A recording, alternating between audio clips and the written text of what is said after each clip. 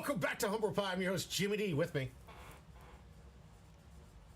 Is the microphone working? Please, God, say the microphone is working. Oh my God, I'm so tired of this. Please, say you can hear me. Give me something out there that says that you can hear me. So I could go into my whole diatribe of the best ways to win in One Piece and all the secrets. But if it's not working, then I guess we just won't repeat it, right? All right. Yeah, because if they want to know all the best secrets. Oh no. No. Silence. So I could go into my whole... Oh, the audio's on YouTube, so if it... That's good. Audio's Okay, great. good. Tazzy, thank you so much. It's working good.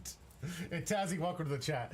I appreciate you guys being here. And we're on the right audio source. The audio doesn't sound crunchy at all. That sounded pretty good. Oh, yeah, we actually got to listen to Yeah, it. That's so right. it looks like the audio is being captured. We're getting through it until, of course, the whole setup just decides to say, screw you. We'll see. This is just Spencer saying exclamation point join, which is good. He did. He's only getting in once. Yeah, yeah. No, I don't enter in people twice. I see. If I know who you are, then yeah, you're not going to get it. If I know it's the same person.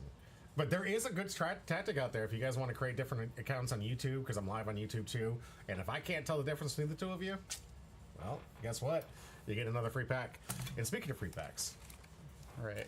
we have 6 left. Do you know what's left in these packs? You know what's left in these packs? The alt arts. Yes. 2 alt arts still left in And this box. potentially an SP or a Gold Dawn. SP, Gold Dawn, or even the blocker Marco, which is actually going for a good price. And that one's just a rare. It's just a rare. You can get out of the box. No, that's a super. Is it super rare? Yeah. All right, regardless. It's Marco's a super. Super good. It's just simple. You get a nice little like blocker Marco, which I'm hoping is in this box, because we've only pulled like 3 or 4 of the actual OP lot cards so far. All the secrets are gone. 2 of those. The 2 foil Dawns are gone, but the Gold Dawn is still available. Potentially. Potentially, yes. Because it's not a Depends guarantee. on... you're more likely to get a Gold Dawn SP or one of those special events than you are to not get one of them. All right, well, I like those odds. I hope you guys do. I think the math was you get 2 SPs, 2 Gold Dawn, 2 of the events in a case. So it's like 6 to 4 on if you get one of the better hits. Okay, fair enough. So more boxes in a case are likely to have bigger hits than not. Well, that's a good thing. I really wish that this wasn't the last of this, but I am getting a little nervous. We are, 2 weeks away from selling out of this box, and we still haven't got a restock of OP-13 yet. I heard there's a wave coming in December. Does anybody know like when that wave is supposed to hit? Because right now I have the old boxes, like I said, but I don't know what to do for the... We have that OP-8 box. Yeah, yay!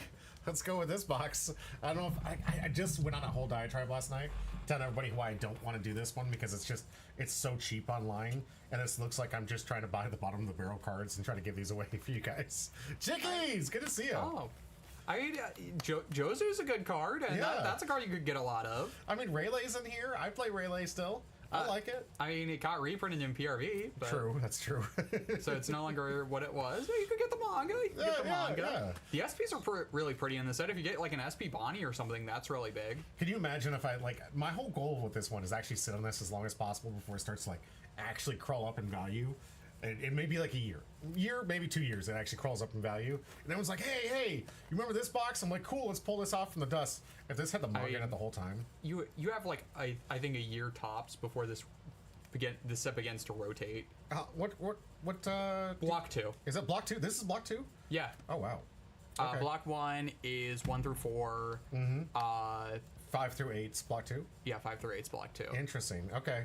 Well, here's hoping that the price will go up a little bit, and that way I don't feel like I'm giving you guys a cheap product and something I could have bought at the dollar store, which is funny because I actually bought that at the real value of like 110, 112, or 120. Yeah. And right now you can get them for like $80 online. I'm just like, all right, whatever.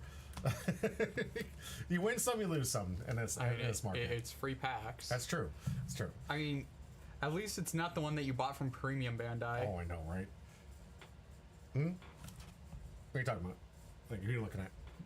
I'm not looking at anything in Oh, okay. particular. Okay. I'm just reminding you of How that bad whole debacle. Just absolutely it was bad, guys. Let's just put it at that. And I honestly wish they would print more than just, what is the illustration boxes coming out soon? Yeah, in January. We're finally getting that promo law. About freaking time.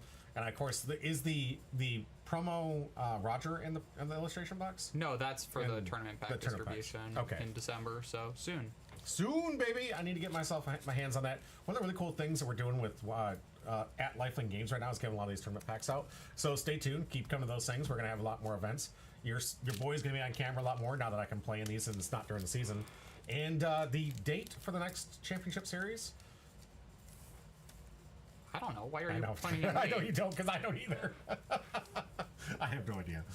We haven't actually set a date. I just wanted to put you on the spot. We have no idea. We have no idea.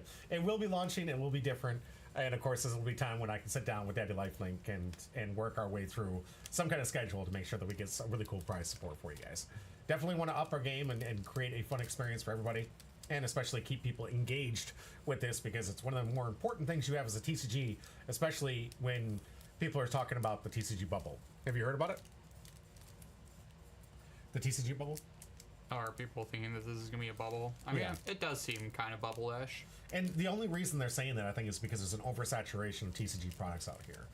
I have my own theory on this, personally. And you can rebut this if you want to, but one of my personal theories that's happening right now with this bubble, I have a video about TCG Wars, and I think that most of them are competing to see which one's going to survive. Wait, which channel is that on? Because I haven't. It's on the actual Humbro Pie channel and the Riftbound channel. Oh, okay. So I put both of those. It was an hour long. Neither of the ones I'm subscribed to. Yeah, I didn't put it on here because it didn't. I don't know. I didn't talk enough about Bondi. I was really just criticizing Magic the Gathering's failures in there, and then hating a lot on the Riftbound coming into the fray. I do talk a little bit about how great One Piece is, because, or anything Bondi right now, the card quality and card stock, premium. Best way to get your 10s is through here. They're beating Pokemon, they're beating Magic, they're beating Riftbound on every scale that you can possibly measure them on. When it comes to availability for your game pieces, Bondi's winning. When it comes to getting your product Availability, maybe not. Okay, so for everything but Gundam at the moment, would you say it's pretty good? And Gundam, they said they're Devil gonna Fruit fix. collections for One Piece. Oh, they sell all the raids? I didn't get any. I thought, are they gonna do it in the raid? Lifelink got 3, Oh god. and they're doing them all as prizing. Of course. Oh, great. Because I need to add to my collection here. I think I'm going to put myself on the wait list on Target and see when they respawn them. That's the only reason I got these was because the second wave that came out, I had a Target notification to let me know that they were being restocked. If Lifelink gets a second wave, I'll pick a couple up. Yeah. I mainly just want the Dawn from them. Well, I want the Devil Fruit. I like collecting the Devil Fruit. Like, I do want one of the Devil Fruit. I mainly just want the Dawn, and the Dawn are really expensive right now. They're like $10 each. Oh, really? Well, I can understand why for such a short print.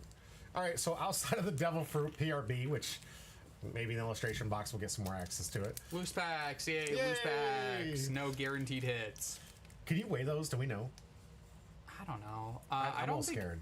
I don't think you can weigh like box it like Illustration boxes? as much as you can, because like there Yeah. are already foil cards in those in the promos. That's true. So you would definitely have to know what the actual measurement of getting 2 good SRs or like a decent pack versus not getting it whatsoever. A lot easier to do when you're opening up individual packs, which, by the way, don't buy individual packs right now. Unless you go to an LGS and you know that they're not weighing the packs, don't buy loose packs. Like, these stores are getting run by these guys with these little scales and putting the stuff out there to make sure that there's no hits left, which is kind of sad, especially when they're already limiting me down to like 1 or 2 packs per trip out there. And that's why they're getting the scales out, probably, is because they're only limiting you to 1 or 2 Two, packs. yeah. So they want to make sure they're the good ones. Makes sense to an extent, but it also just takes away the It's still annoying, and it's Yeah. still the scalper's fault. right, and you're losing your opportunity to get something really cool out there. So I do advise you not to. That's why I do community boxes the way I do. Every pack goes out to you guys, every single one. That way you guys can keep me honest, keep track of all the hits. You can watch all the videos and watch all the VODs and make sure that I'm being honest. Every hit came out to you guys, no issues. And if I do get a manga or a god pack or something, hopefully, you guys can take that home to the bank. That'd be awesome. Chicky Tendies, are you going live tonight? I'm just curious. While I wait for him, yeah, we have a little bit of content. We got what 4 rounds of OP-13 Yep. in this very, very fast type format, and really looking forward to getting to some of these matches. We are going to take, so the way this is going to work to make it a little bit easier on me on YouTube, we're going to take certain breaks that are going to have different timelines to it, right? So the first break we're going to take, it's going to be just as quick, like, let me set up the thing, come right back. It'll you almost won't even notice we're gone. And we're going to get into that matchup. Then we're going to go out and then take another short break, very, very short, get everything set up, come right back and go into our first round. Then we'll take a decently long one so I can get some hydration and take a quick that break. And then we'll do back to back. But I will be like disappearing for just a little bit, but this is just to make it easier for my YouTube edits. I'm not great at it yet. I'm still working on some really cool content for Union Arena, for Gundam, and for Riftbound to do some straight to YouTube content that I'm hoping will look pretty good. We'll see. I'm going to practice my skills next week. It says, what games we got today? It's all OP-13. We got some Emu. We've got some Goldie Roger. We've got a really special prize one at the very end that I don't want to tell anybody unless you've got it on Patreon. You can find it out for yourself. Huge surprise in our finals matchup. Were you shocked by it? Not really. Not really. In this format, in today's day and age, this didn't shock you. Don't say anything about what this is. I mean, this didn't shock you. I have seen it around a little bit, so Have you? Yeah.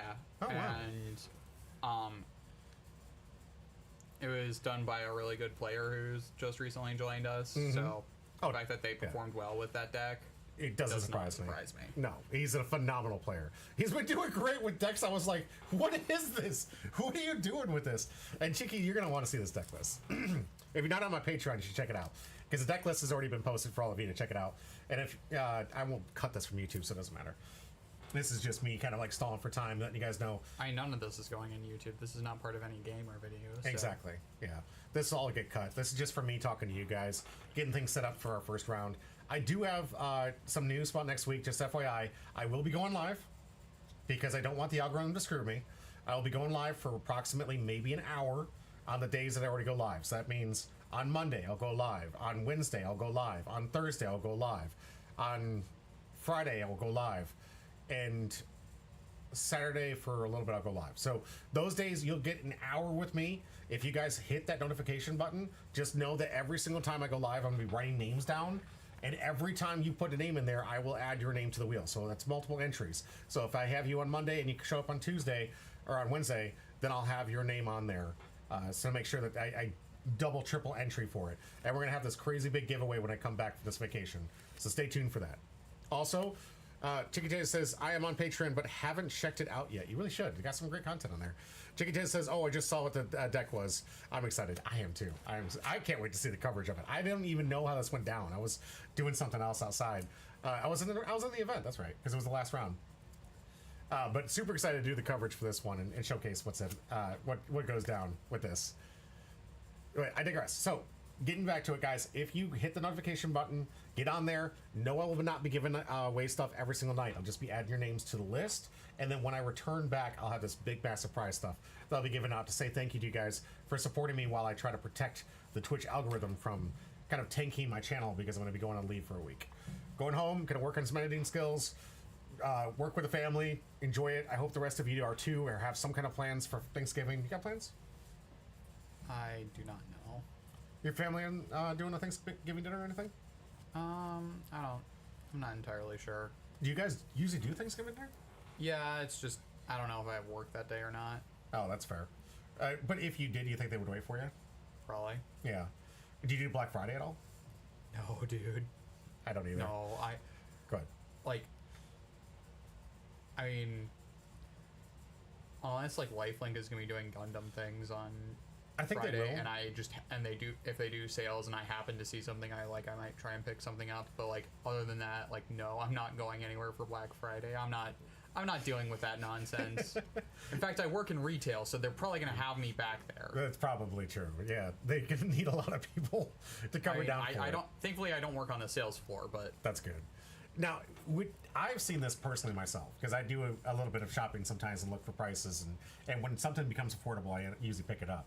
But have you noticed the same thing I have, that more and more of these Black Fridays are nothing more than discounts, but they're not really discounts. It's jacked up prices 2 weeks before, and then false markdowns. return back to the normal price, and then they call it a discount. I mean, I'm pretty sure that is illegal in several states. In some states it is, yeah.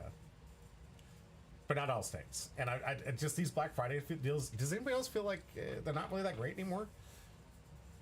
Like the Cyber Monday seems like it's a better deal to me. What do you think? I don't know. I don't pay much attention to this because I know that it's all just Consumerism. kind of a mess. Yeah. Not at all? Honestly. All right. I mean, if you guys are going to have fun doing it, please be safe. Go out there and have fun. I personally like Lifelink Games. I think is having a really good one, which I will be out of town for, of course, so I won't be able to take advantage of all those discounts. He loves doing this. I'm telling you guys. Daddy Lifelink loves when I leave town because he throws the best parties, the best stuff, the best shindigs.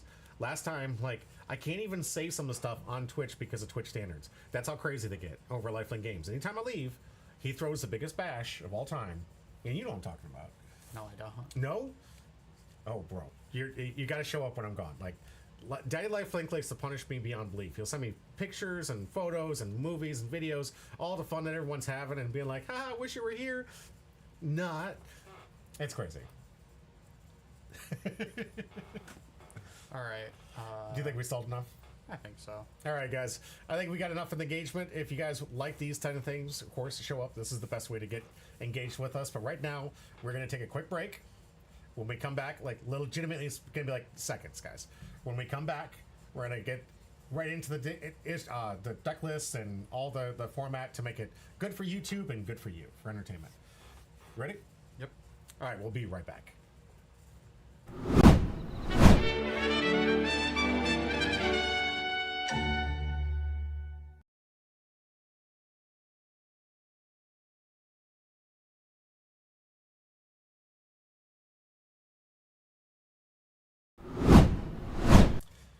Welcome back to Humber Pie. I'm your host, Jimmy D, with me. It's me, Porter. And we're going to get ourselves into round one of this event. This is a practice round because there was only 3 rounds during the store tournament. So we got an extra filler with some camera work that I really wanted to see, and a deck I've been desperate to have coverage for. We're going to get into Emu versus Rayleigh. So it's going to be you and Curly on camera for the first time. So can you tell us a little bit about the deck before we go into the deck list? Emu? Yeah. I despise this deck with my heart and soul. I only have it because it was so unbelievably cheap to build.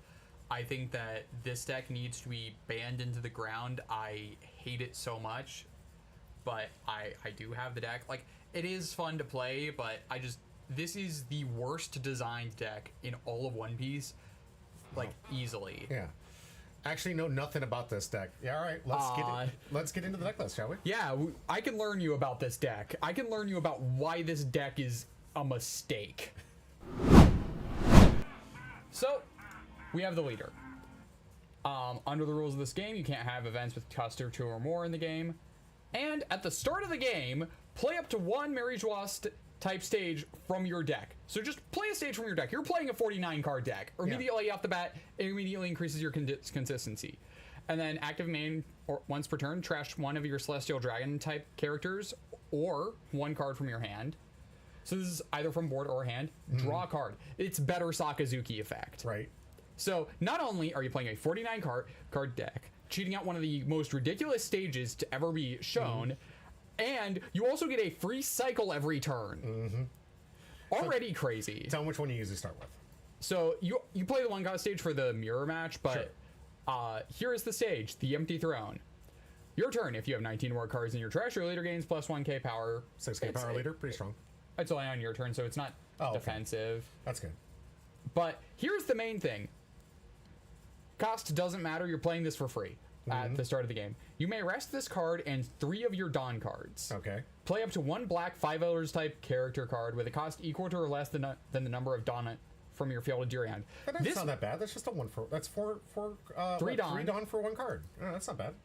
But you're playing upwards of a 10 cost. This turns your first 5 Elders into a Gundam card. Right. It turns it into a Gundam card where the cost is the level and the actual cost is 3. Right. But can we tell them what the most busted one is? So, no, we're going to get to that. We have other things. Yeah, sounds good. First off, here's this line of text that's on every single one of these. Yeah. If you have 7 or more cards in your trash, this character card cannot be removed from the field by your opponent's effects. No bouncing, no KOing, no trashing, no bottom decking. They're just there. And you get 7 cards in trash by turn 1, if you go second, by the way. Quite easy to do. And here's the other thing. Go ahead. I'm not going to go over all the other ones because, yeah, they're crazy, but this is the main thing. Yes, chickies. Yes. This is the most disgusting one. And now we're getting into the actual problem. Yeah. Active main. If your leader is Emu, you may rest one of your Dawn cards and trash one card from your hand. Trash all characters and play up to 5 Elder type characters with 5,000 power and different names from your trash. This plays 5 cards from your trash for 4 Dawn because you're playing this off of stage. Right. This is 28 Dawn for 4 Dawn. And your board's going to be clear because you can clear a board with your leader effect to draw cards. Right. And let's just briefly go over some of the awesome effects here. You got one that gets searches. Yeah, we have a searcher. We have blocker. Then this one, which is a blocker that draws a card on KO. We have this, which is rush and power reduction, which is really strong. We have this one, which is blocker and removal. And before you move to the last one, note that all of these things are 5K. That's easy to beat. No, they're actually 7K. Because when you get Jupiter out, all of them are 7K bodies. Base power, mind you. So anything that needs to worry about base, it has to obey by the rules, and it's saying that it's now base power 7K. Also, it has a free archetypal radical beam with no restrictions. Or downside. Yeah. And it also makes it so that you can't play the good stage in the mirror because it kills a 7-cost stage with the main. So great for the mirror, but also a great 4K counter. You have some search capabilities in the event. And of course, my favorite, Stussy, which I don't like that she's in here, mostly because I like the character, and I don't think she would work at the emo this way, but it's also an important card. She's paracyclable. She's undercover. That's why she's here. She's actually undercover. Okay. But this is here for the ace matchup. This gets rid of blocker beards.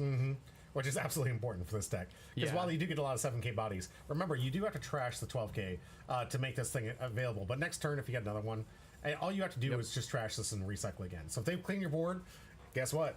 They're back. Yep. And then we have this Shirahoshi, mainly so that you don't deck out, but it also means that you can potentially use 5 Elders upwards of 5 times in a single game. And also, in case you mill the Shirahoshi, we have, after all these years, I'm gooning my edge.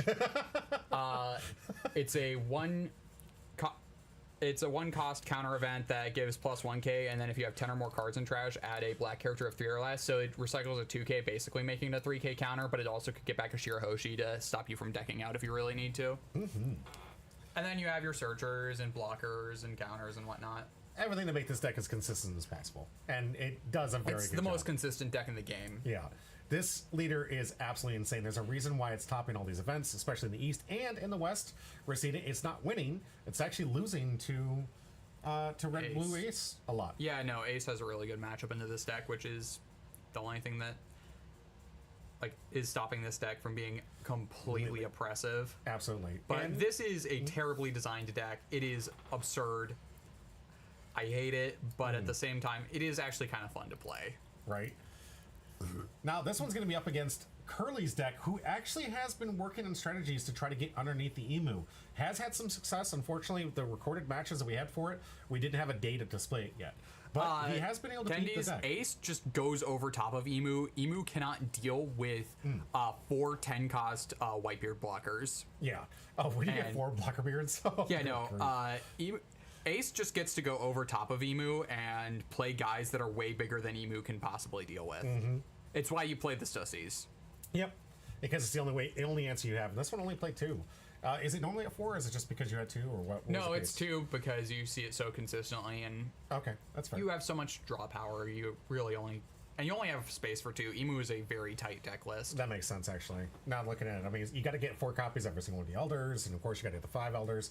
That's 20 cards right there, right? 5 times 4. That's 24 No, cards. 24. Yeah, because you have the 5 And Elders. is Searchers makes it 20. It makes it 32 with your Searchers. Then you need your 2Ks and your counter events and all the other things. the stages and everything else. So yeah, it is a tight deck. And the deck kind of just builds itself, and most of it in OP-13, right? Yeah, so like I said, very cheap deck. I'm pretty Whereas sure you the- can build it for like $30. The opposite of true being for Red Blue Ace, given that the blocker. I mean, outside of the Marco- Marcos, I don't think that deck's too terrible. Marcos and Rogers, I don't Yeah. think the deck's like terrible. I think it's definitely affordable. I can see, in a way for, especially with the card games I play. This is a little biased, guys. I come from a different Yeah, market. it's like, as a former Yu-Gi-Oh player, even Ace, which is probably one of the more expensive decks right now, is like would still be considered a budget deck in terms of Yu-Gi-Oh decks. right. and it would not even be a good deck in the pricing for Magic the Gathering. So take that for as it is. If you spent that little on a Magic deck, you probably aren't winning. All right, I digress. Oh wait, Chica says, yeah, Ace wasn't too expensive to build, to be honest. Oh, good, you built it. Yeah, I'm glad you did too. It's a very, very good deck in this meta. Speaking of other decks in this meta, Silver's Rayleigh, which has kind of fallen off if you look at the top tier triangle or square, if you want to look at it that way, because really it's red, blue, Ace. You've got Emu that we just covered, and of course Ronor Zoro is still putting in a lot of great effort here because it is a really good Unga Bunga deck that can achieve some wins and also has a great matchup against Ace, right? It has. Or is it not Ace? It's go ahead. It is a deck that can do well into both Ace and Emu at high rolls. But like Ace and Emu are just decks that are like worlds above Zoro. It's just Zoro happens to be the third best deck in a format where the other two decks are so unbelievably overpowered. Absolutely. And once we get the promo here come December, Goldie Roger and Blue Purple Luffy way more than Roger. Blue Purple Luffy is way stronger than Roger. Fair. But we did see some toss with the Roger, and it is still an effectively good deck. Something that is a good option for you to choose. He always put every single creator I saw in the East when I was watching their meta put him in tier 1, so it was always something you had to respect. Whether you think or even, I agree with you on a lot of senses. It is a deck you have to respect, but it's not as prevalent nearly as much. You're going to run into like 1 or 2 at a big event. Absolutely. Like maybe it's like you'll see a handful of Rogers. You might not get paired against it, but like it's something you have to expect that some people are going to be bringing. Absolutely. And another one of the cheap decks you can build here too, because most of the cards available. The red 10 cost Roger is up to like $20. 30 bucks, yeah. So the secret rare did go up a little bit. But like outside of that, the deck is cheap. Most of the cards are definitely available for the PRB and whatnot. No, it's only OP-13. I don't think. I'm the only one playing Silver's Rayleigh. That's right. Sorry, I was comparing to my deck list because I'm playing Roger Pirates. Yeah, you're doing the mono Roger Pirates, which I think is a fine list. You don't commit to it as hard as... I couldn't yet, and we'll talk about that in the round 2 when we get into it. Oh, did you actually fix your deck list? A little bit, but not as much as I wanted to because I couldn't find the cards for it. Okay. We're working on it. It's a build in progress. I had some cards in the mail, but apparently they got stuck with Daddy Lifelink, and apparently he hasn't been able to go check the mail recently to get those cards. And I need those cards to actually finish up the rest of that deck. Eventually, I'll have it ready. Right now, I'm just having fun practicing the deck and learning the leader. But let's talk about today's. There's not a lot to need to learn with Roger. That's true. There's a few things. I loved the matchup, and I can't wait to cover it with you guys in that round because it's actually going to be some inner thoughts I want to show you guys while I was going through about what this matchup feels like. But back to the matchup. Silver's Rayleigh, if you guys haven't seen it yet, this is Curly's special.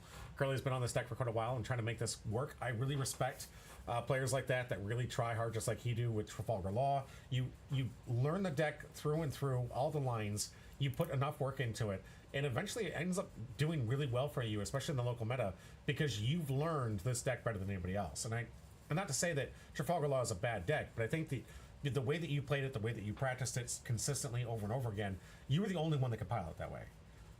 Hands down, I don't think... There are other people who can. It's just a deck that only the one-trick copers can pilot the way that it's good with. I guess. If more people learn the deck, it would be easier. It doesn't look like something people would want to learn. Because you're looking at the meta, and this thing has a great matchup against Blue Purple Luffy. Everyone's complaining about it. But this deck really does well, and it's a law deck on top of things, too. But no one was really representing the deck as well as you. I mean, in OP-11, I think the deck was potentially tier 1, and people just weren't playing it. Right. But we're talking about Rayleigh right now. Yeah, let's get into Rayleigh. We've gone on like 3 different tangents and instead of talking about Curly. Curly's out there. He's like, tell me about my deck. I mean, it's Rayleigh. We've seen Rayleigh quite a bit. It is red deck wins. Yes. Beyond belief and the most consistent of red decks that are out there, mostly because it has so many searchers. It has, this is 20 searchers, I believe. Over a third of the deck is Yes, this searching. is 20 searchers. Yeah. Because you have the 4... Yeah, Little Pound Cake. Yeah, Little Pound Cake also likes Rayleigh, but he does not show up very much sadly to the store because he has kids. Yep. Adult responsibilities. Adulting, don't recommend it. But yeah, this deck has a lot of great searchers and helps with the consistency. You've got a lot of great low to the ground stuff, of course, because this deck requires you to be low to the ground. Can't play anything 5 costs or higher in this deck. but you get access to some pretty powerful low to the ground cards. You got some Rush Ronar Zoro, you got some Rush Kid Killers, and of course the key to this deck, and unfortunately the one reason I feel like this deck fails any bit, is if you can't get this online, you're probably not going to win the game. And I don't like how much this deck relies on this card, but it has a lot of ways to consistently get it, and hopefully on curve. Very powerful card. If 2 are given Dawn or given to anything on the board, gains plus 2,000. Right there. So it's a static 6k on your opponent's turn and your turn. On play, you can reveal 2 event cards, which is very on theme with this deck here. And you already have 2 events to be revealing with leader effects. So. Exactly. And you get to get you get to free play 1 character at 3,000 power or less, and give Arrested Dawn to either one of your leaders or one of your characters. So why is this the most powerful? Because it's really the best thing that can be swinging potentially 8k for as minimal as a 2k investment. With the leader ability, can be swinging 10k with as minimal as 2k or 2 Dawn investment. And I'm not saying it has to be on this one. It would be 8k if you didn't use this one. But since it does require 2 given Dawn, and it can be any character, you have a basic 10k swing on as early as your 3rd turn, if you're playing on the evens. So that in itself already pretty devastating for most opponents to have to deal with. Very, very aggressive. And then when they're trying to deal with this and get this off the board, you've got other threats that people should be dealing with, which is like this Ronar Zoro or the Kid Killer. Additionally, you've got really cool combos of the Boa Hancock that does a searching, and after you've attacked, maybe using Rayleigh's ability to make it a 5k swing, you could trash this character and give up to 2 rested Dawn cards to any character or leader. So instantly activating Luffy's secondary ability just by trashing this and getting an attack in with it. It's absolutely fantastic. I think this deck did better in the 5,000 power leaders. I think its biggest problem in this new meta is most everything is a 6k. Would you agree? I mean, this deck was kind of actually designed to beat blue-purple, so it likes to swing 6k a lot. Sure. A lot of swings in 6, going wide, always a great strategy. All right, let's get into the gameplay and find out how this matchup looks on paper. That is not the right match.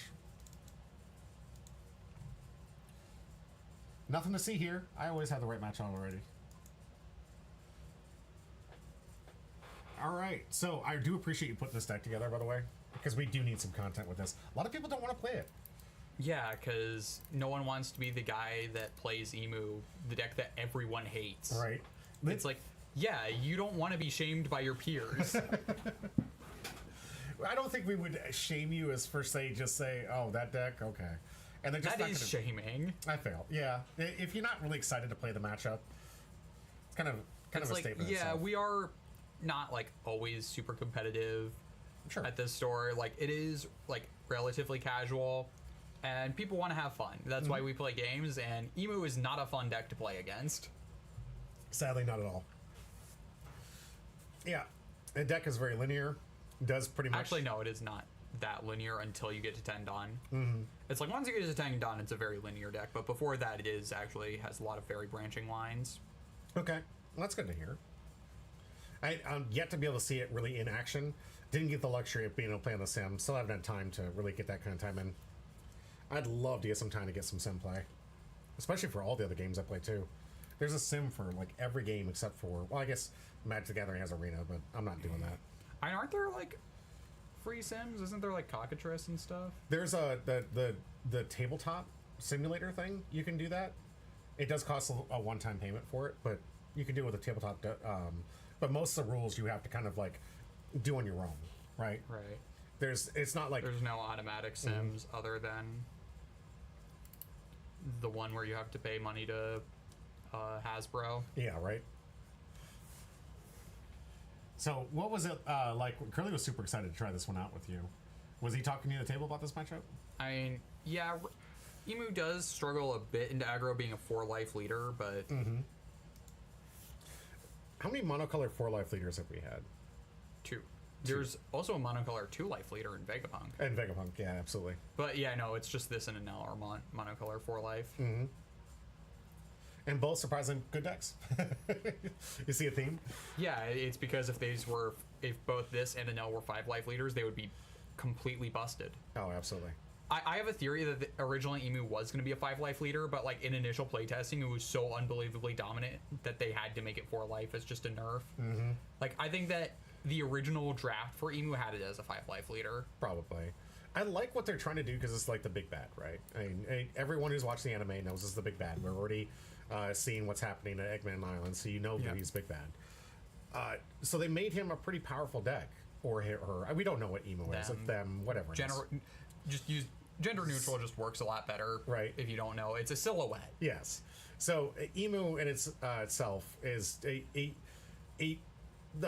deck to beat. And I like the idea of putting it up there, making it some kind of struggle bus, because you as a reader also might be like looking at this or even watcher. I mean, as a reader, this doesn't do much with emu. This is just the Gorosei. Sure, but it in itself, the idea of like it's really difficult to beat, right? You get that? Do you get that same impression? Because when I'm reading and I'm watching, I'm like, wow, what is Luffy even gonna do against emu? Like what could we don't know yet? Yeah. So.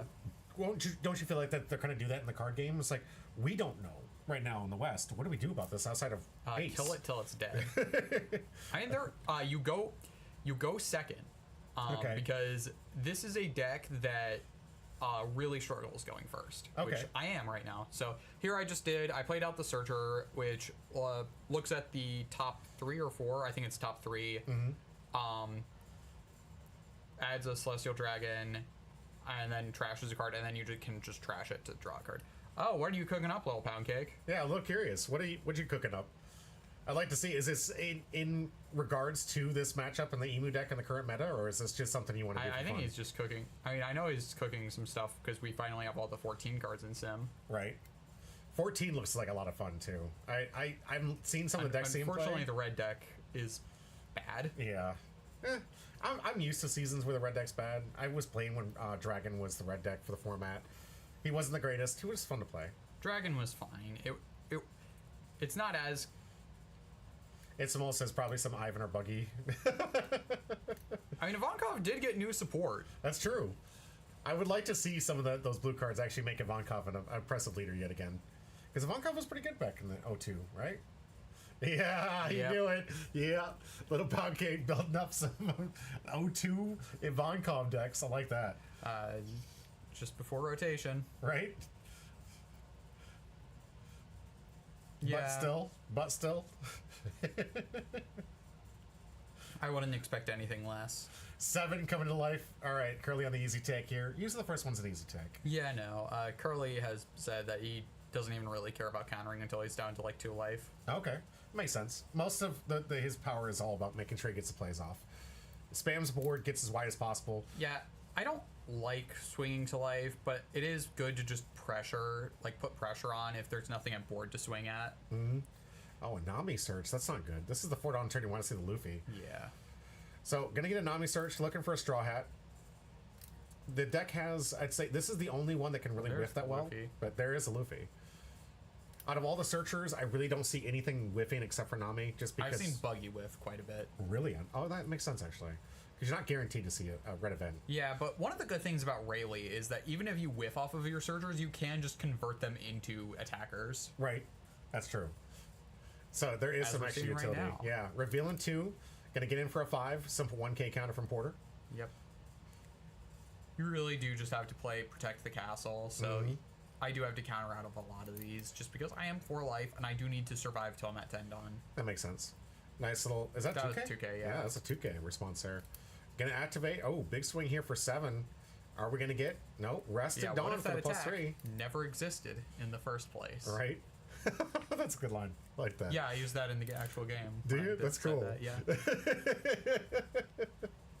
Plus 4k on the counter if those out the home. So. Yep. Radical Beam, but way better than Radical Beam. Because how many cards at this point do you have? Like the right pile representing the 7, or?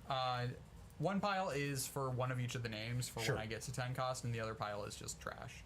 And how do you keep track of making sure that you have 7? I count. Well, I'm just curious if there was some other way that you were representing to your opponent. If there's a 7 that you have the 7, so all the... I have 7. Yeah, I know you do. I can see at least 4 in one pile and 3 in the other. So that's I have fair. 7. That's fair. I know, like you remember when I was playing the father deck, and when we were playing, right? I'd always have a little counter on there on how many cards I had, so people would know how close I was to playing father. I mean, it only matters. The only ones that matter are if I'm at 7, 10, or 19. Right. 19 for stage for the plus 1k, 7 for making sure that they can't be removed from the field, and 10 for some of those effects require Sure. you to be at 10 cards in trash, which is easy. You're just going to naturally get there. You're going to naturally get to 19 as well. Yeah, I can imagine. I mean, there's a lot of discard, a lot of milling cards, Yeah, there's a lot of mill, there's a lot of draw, there's a lot of cycle. and look at the emu's ability. It's just like the cycle ability. It's just in every turn you've got some way. All right, finally going to get this a little late on the turn here, but still great play. Yeah. Follow up with a Sanji. Unfortunately, next turn, I will be able to play the card that removes Luffy. Oh, no. If I have it. Oh, wow. See, and that's the problem with this deck. If you remove the Luffy before it attacks, I just feel like you're not winning that game. As much as I played this deck when it came out, I never felt like I could win if Luffy died, and I never got a swing out of it. Yep, Nami into face, gonna counter. We're at 4 names in trash. Only one more to go until we have the perfect. Here's 2 to get the Monkey Luffy that grabs Rest of Dawn. Yep. And then swing 5, I guess. another 5. Can't swing with the other 2 characters. They don't have rush. And note those 2 events that he has played out. Those are the ones he's constantly revealing. And just remembering that those are the ones revealed. Yeah. So kind of like we do in Magic, we like to play with our hands up if they're known cards. That way the player always knows that they're there. And I like the way that Carly does that. It's like, you know what these cards are. You can always ask. You can always read them. And you're not playing these games where some people is like, what does that card do? It's a known information. So oftentimes you will tell your opponent, like, this is what the card does. But you want to stop yourself from giving away too much information, so he just plays the same 2 up. All right, first K attack here from the Spider Boy. Yep. Which was that? That was Saturn. Saturn, that's right.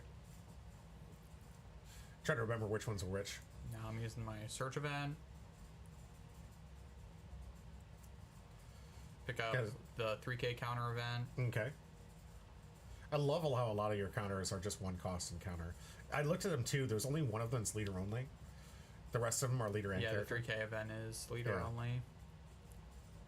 You mainly play it because you struggle to out 6 costs, and there are a lot of 6 costs in the format, and it's the only way to out 6 costs in this deck without playing Stussy. That makes sense.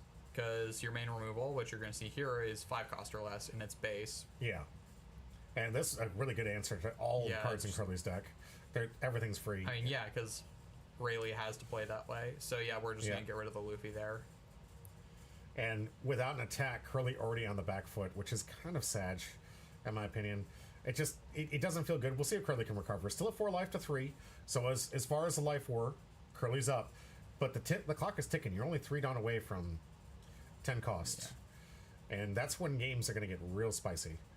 All right, first swing here, 6K. Yeah? I'm debating. thinking if I want to swing. You think about Starve? Yeah, but I think I do just need to pressure. Sure. It's like, I always prioritize board over actually swinging face in this matchup. But I do think I do also just need to pressure. There are certain decks where you absolutely just need to starve, but this is one where I do think you mostly need to starve, but also pressure. I noticed you use that Emu sack ability to get the Spider Boy in the graveyard, just get the additional card cycle. Is it because you just... It's already spent. He's going to swing at it anyway. Yeah, and you're if going to he get it really back with wants 10 to. costs, so... Yeah. It's just not doing anything else, and I want to retain cards in hand for counter. That makes sense. It's like if I had bricks in hand that I wanted to get rid of. Or what if you're digging for not in this matchup, but maybe looking for a Stussy or looking for something. I think that's a good Stussy's line. not great in this matchup. It's That too would be costly. the immediately The sack pitch. for leader, yeah. Yeah. Got another Luffy here, get a Boa. I love when he's alting this out, too. Slowly but surely getting all the alts. Putting the Dawn under the Sanji. And that's from the Luffy effect. Yep. We're going to look at the top 5 for the Boa here. Looking for a red event or a Monkey Luffy. See if we get another one. Hopefully Curly doesn't miss. He can't afford to in this one if he wants to get underneath this deck. Stumbling at all against Emu, I think, is just a recipe for disaster. What do you think? Yeah. Emu is really rough to have to deal with. It's just such a brutal deck. Right?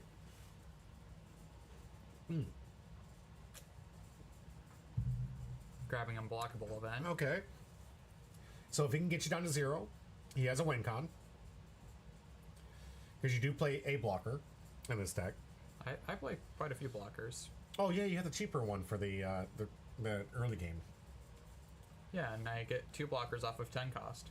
Is it 2? Yeah. Okay, that's right. One needs 15, one needs 7? Or one needs 10 and one needs 7? Is that right? No, they just are both. It's the one that's currently on board as a blocker, and then there's the 4 cost that on KO draws a card. And it also has a blocker. Yeah. Nice. All right, got ourselves a big attack here for 7k, and the event going to be the answer to that. Those 1-cost events really paying off in this matchup. Yeah. See if he has anything else. We're Gonna do a search, I guess. Yeah. Just to add an active Dawn to his leader. Look at the top 4, looking for a level 3 or higher, or 4 or higher. No, 3 or higher cost. Yeah, cost 3 or higher. Or a red event. Yeah. If it was 4 or higher, it would only search 4 costs. Yeah. There is no or higher. Divine Departure. No, That's not divine. No. That is King Kong Gatling. Oh, King Kong Gatling. That's a new tech here. No, that's been a known quantity for Rayleigh to play. Is it? Okay. Yeah. I've never played in this deck. Interesting. And with Buggy gone, Divine Departure not near as relevant as it used to be, but you gotta be careful. I mean, people were playing Mulgun instead of Divine Departure usually. Buggy was not really around in 12 Yeah. because it just loses badly into Zoro. Not every meta had a Psy that was dedicated to keeping the game not going. everyone had a Buggy one trick. Yeah. Which, when we were going over the tournament, did you see how much we're like, dude, Buggy would have been really good in this situation. Yeah. Buggy would have been really good. Like, his first 2 rounds would have been pretty freaking easy. Well, I didn't actually get Against to figure out Marcus, absolutely. Yeah, that would have been a wreck against his deck, because we saw all the cards that he had. Like, what do you do? Shoe Buggy just shuts his whole deck down. Outside of the 7-cost Arlong. Yeah, it's exactly that can swing, I think. And like if he wants to load Donna on his leader. Onami. Yeah. Oh yeah. On Onami too, I guess. Not great for the defensive part. That's for sure. Yep. Here for 3, we're gonna play the rush one. Okay. I like this. Still getting some good utility out of it because this is the 6-cost, right? Yeah. So just simple 3 is all it took to get a 6-cost out with rush. Still at this is the one. 9. I'm still at 9 done. Yeah, but I'm thinking of the power. The blocker one isn't the power. No, that's the 7 cost. That's right. A 2K. Mm-hmm. In the yard, so we'll see if it comes out. Jupiter gets out later here. Yep. Swing 7 to the Luffy. Big swing here. Makes sense. Just trying to force cards out of hand. Now this one can't be KO'd by a strike, right? And yeah, but Emu I have is no. special. Emu is not special. Emu is question mark. Oh, is it really? Is it really? I didn't even look that close into it. Yeah, no, it's and it's on. also not even like World Government or Celestial Dragon type. It is. It is question mark. That Also, is the awesome. type is question mark as well at the very bottom. That's so cool. I had no idea. I never paid that close attention to it. That's awesome. They're doing a great job of keeping that a secret. Yeah. That is cool. The flavor text is just growing on this. That's the one thing I've always loved about this card game is the flavor text about these cards. They fit so well. The abilities fit and match what you see and read. And now this one, to me, honestly, as I was saying before, I feel like they did a really good job because they put us with this deck that feels like a very big problem. And they're basically telling us, find an answer to beat this deck or find ways to beat this deck on your own. And I feel like in the same way as I'm a reader or a watcher, what is Luffy going to do to this character? What? How does Luffy overcome this? We'll see. We've got a just unfathomable power that it. I don't know. I would have just did a brilliant job with this creation and this big bad, because he drew it up to the point where you're just I don't know what to do. I'm sure a lot of people out there have got the theories. I've seen the theories too. I want to talk about them, but again, we don't spoil. So most of those theories do require that I talk about the manga. Oh, I need to talk to you about those out on our next break. Okay. Because there's one I think it like lined up perfectly and made sense to me, and I'm curious if you've heard about it. Ocean Man will want to hear about it too, because he was trying to spoil me earlier this week. He called me up and he was like, "Hey, do you want to hear the spoilers from this?" I was like, "No, I don't want to see the spoilers before I read them. I want to read it at the same time as everybody else. Well, close to, because most people wait till Sunday, right? Right. And are they out? Do you know? I don't know if the fan translations are out. They weren't the last time I checked. It'll either be like late tonight or tomorrow usually. Yeah. Thursday morning, sometimes the first time I check, I forgot to check this morning. Work has been all kinds of crazy. Hey, he got to keep a Luffy for a turn. We'll see if that can help turn the tables. But you've been able to defend pretty consistently with this deck every single turn. And the Luffy is gone next turn. Oh, yeah. Because next turn is 10 cost, and I just play the character back out again. He's sitting in the yard. We're already looking at it. And what no, this one just isn't in the yard. It's on the board. Yeah, trash and bring it back. Or I block with it now, and then it's in trash already. There you go. Oh, I just counter with the one in hand. Yep. So now that's all 5 in trash. Okay. There we go. Big swing here. This one's one of those 10K swings I was talking about. No, that is not a 10K. No, I'm not Luffy. That is a Boa. 7K swing. 7K. That's simple block out. So 7K? That's a 7, yep. Yeah. Might as well block here. Imagine Curly's only action here is to basically... Is he only... Okay. Okay. No, he has a Zoro. He has a Zoro. Can use the boa to give it 2 if he wants. Here comes 7 for 1. Okay, yep. Use this. Get underneath the Rested Dawn. Yep. He has Rested Dawn to give, guys. Don't worry about it. You can tell. Because the attached Dawn are rested. Yeah. Oh, that's right. Yeah. Yep. There's the event and a 2K to get out of that Rayleigh swing. And that's all the attacks he has this turn, I believe. So at 1 life to 3, looks like Curly's actually putting the pressure on. Now going to be the 10 Dawn turn. Although this is...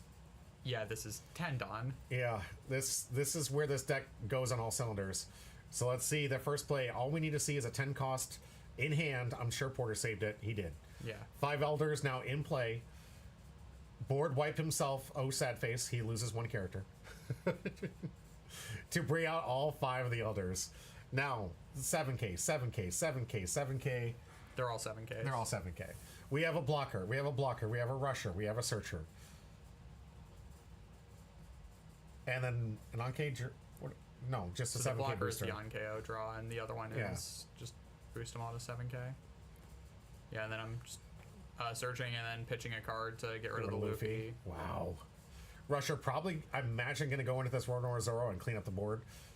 Yep. Chickadees, that's so insane. Yeah, honestly, it is. It is. And this is actually 9K into the Zoro because I forgot it was a 7K. Oh, gosh.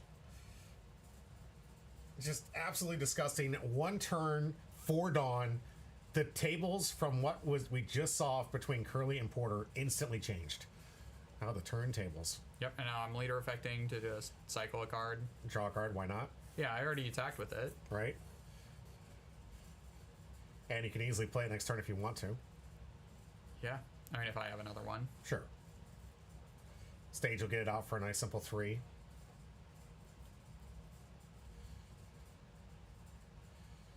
And maybe he just wants to play the 10 cost. You don't have to sacrifice the 10 cost. You can have it as a 12K body. Yeah, if you don't have the 7 cost on board because it makes all of your 5 Elders 7K. Oh, that's true. That's true. Oh, but if only you had a way of just getting rid of it. If only you had a way of getting it off the board when you don't want it. Right? And just drawing a card to replace it. Yeah. I like what you're doing here, just keeping one of the unknown, the other names out there so you can just make sure you always have access to the 5 different names. Good organization. Do you have to shuffle a lot because you're kind of like organizing a part of your deck anyways? No, because it's just 5 cards. Shuffled. Yeah. It's already going to get shuffled. That's fair. And this is also the first time I'm playing with the deck. All right. I've done it a lot in Sim. It's just this is the first time I've played it in paper. And you played on Sim just so you get some extra practice. Yeah. One of the things we talk about a lot in this channel, practice with the deck that you're having difficulty beating because it helps you learn the lines. And was that your thought process? Partially. I actually don't have that hard of a time beating the deck with Law. I just need to go second. Okay. And as we've seen, it's really hard for this deck to go first. Yep. And here's the King Kong Gatling to plus 3K. Okay. So going to go for a big swing here. That means he's going to have to follow it up 2 turns in a row, but he's also going to have to defend against 5 swings next turn that are base 7 outside of leader. Emu, I think, is at 6, right? Yeah, Emu will be at 6. So without the 10 Dawn, where you got 4 7K swings, a 6K swing from leader, and even though Curly is likely going to be able to take a life here through the 2 blockers,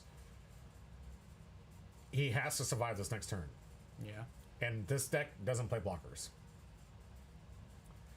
So we'll see. Did he keep open enough Dawn? Does he have enough 2K counters in hand? I think he has 1 Dawn open. We can't see the Dawn. We got Conquerors. This would actually he already be knows good. the Conqueror's hockey. No, that's revealed. So yeah. So Conquerors would be a great reduction to the board here, making them all 6. Yeah. But still, You're like, all right, I've got force 5 swings here. So you're doing the math I was just talking about. 10 Dawn accessible. Does have the ability to pay 3 to get out a rusher if he has one in hand. Looking like we're just going to poke. This is likely going to be where Curly, if he has Conqueror's Hockey, this is the turn to play. We literally see it revealed. The Dawn Open is what I meant. He does have the Dawn Open. He also does have the Dawn Open. We just can't see it on camera. Yeah. So Conqueror's Hockey is the answer. Everything's reduced by 1. Simple pay here, but that means you would have to swing 4 6Ks or like and play into his 2K counter. I don't see you doing that. Yeah. Personally, I don't see you doing that.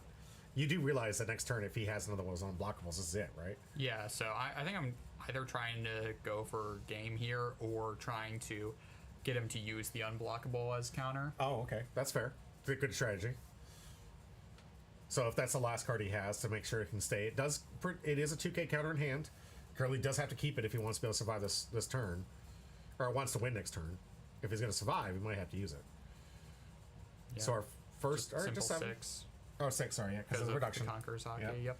There's 2K. That's not the unblockable. Yep. Another 6. Gonna use the revealed one.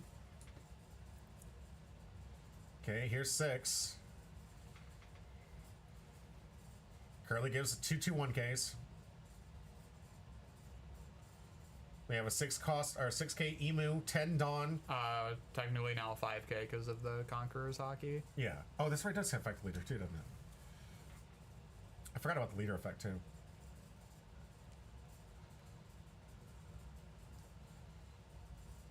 And now I have 2 lines here. I can either go for a lethal push or I can go for setup, but then I remember he does have the unblockable, so... So you're going with lethal push? Potentially. Okay. If he uses the unblockable for counter, I can go for a potential 10 cost play. Alright, this one is going to be on the take. Leaving one open, that way if he just decides to play a rush with this, won't be enough to kill him. I mean, but you could play 2 rushes. Too. Yes. Yeah. I could. And I have 9 Dawn open. Yep. So 6, that's exact math too. 3 for the stage, 1 for the cost of the actual character. They will both be 7K, but we've already seen he's already hit his hand pretty heavy. Well, how many cards do we think Curly has in hand at this point? Not that many. I think it's... Maybe 1 or 2? Yeah. Here's the first one. Here's Rush. Yep, 7K. See if Curly can play out of this one. If he counters out of this one, I think Porter's then going to be forced out to play defensive. I mean, if he counters out of that one, I lose. Yeah. And if another one. Out of this one, I lose. So if he counters out... No, he can't! Game. He only had the unblockable event as counter. Everything from life was brick. So he could have lived if he countered with the unblockable on leader swing. Mm-hmm. But then I pivot to... I had a Saint Saturn in hand. Yeah. And I could have played that, looked at the top 5, and grabbed the 10 cost, and then done the 10 cost thing. Yeah. And I did look at the top 5. I would have hit it. I'd like to see if he had the unblockable, because he has a buggy search. So in the top 6, I'm curious if there was another unblockable. I don't think we played it out. So it would have, but I would have had to put it on Better Have It. Yep. Close game still. Yeah. Congratulations, Sauce Mama. Good to see you. All right, and that is the craziness that is Emu. If you're out there on YouTube, please hit the like and subscribe button. I'll cut myself out to the intro now, and then we'll get to our part. Yeah. Where we're going to take a quick break. This one quick, guys. Let me get the board set up. I'll get ready for the first round. We got an awesome first round match. We'll get there before we take a nice long break. So stay tuned. We're just going to go to Be Right Back, put in some tunes, fix the background, get right back into it. It won't be a long break. Stay tuned. We'll be right back.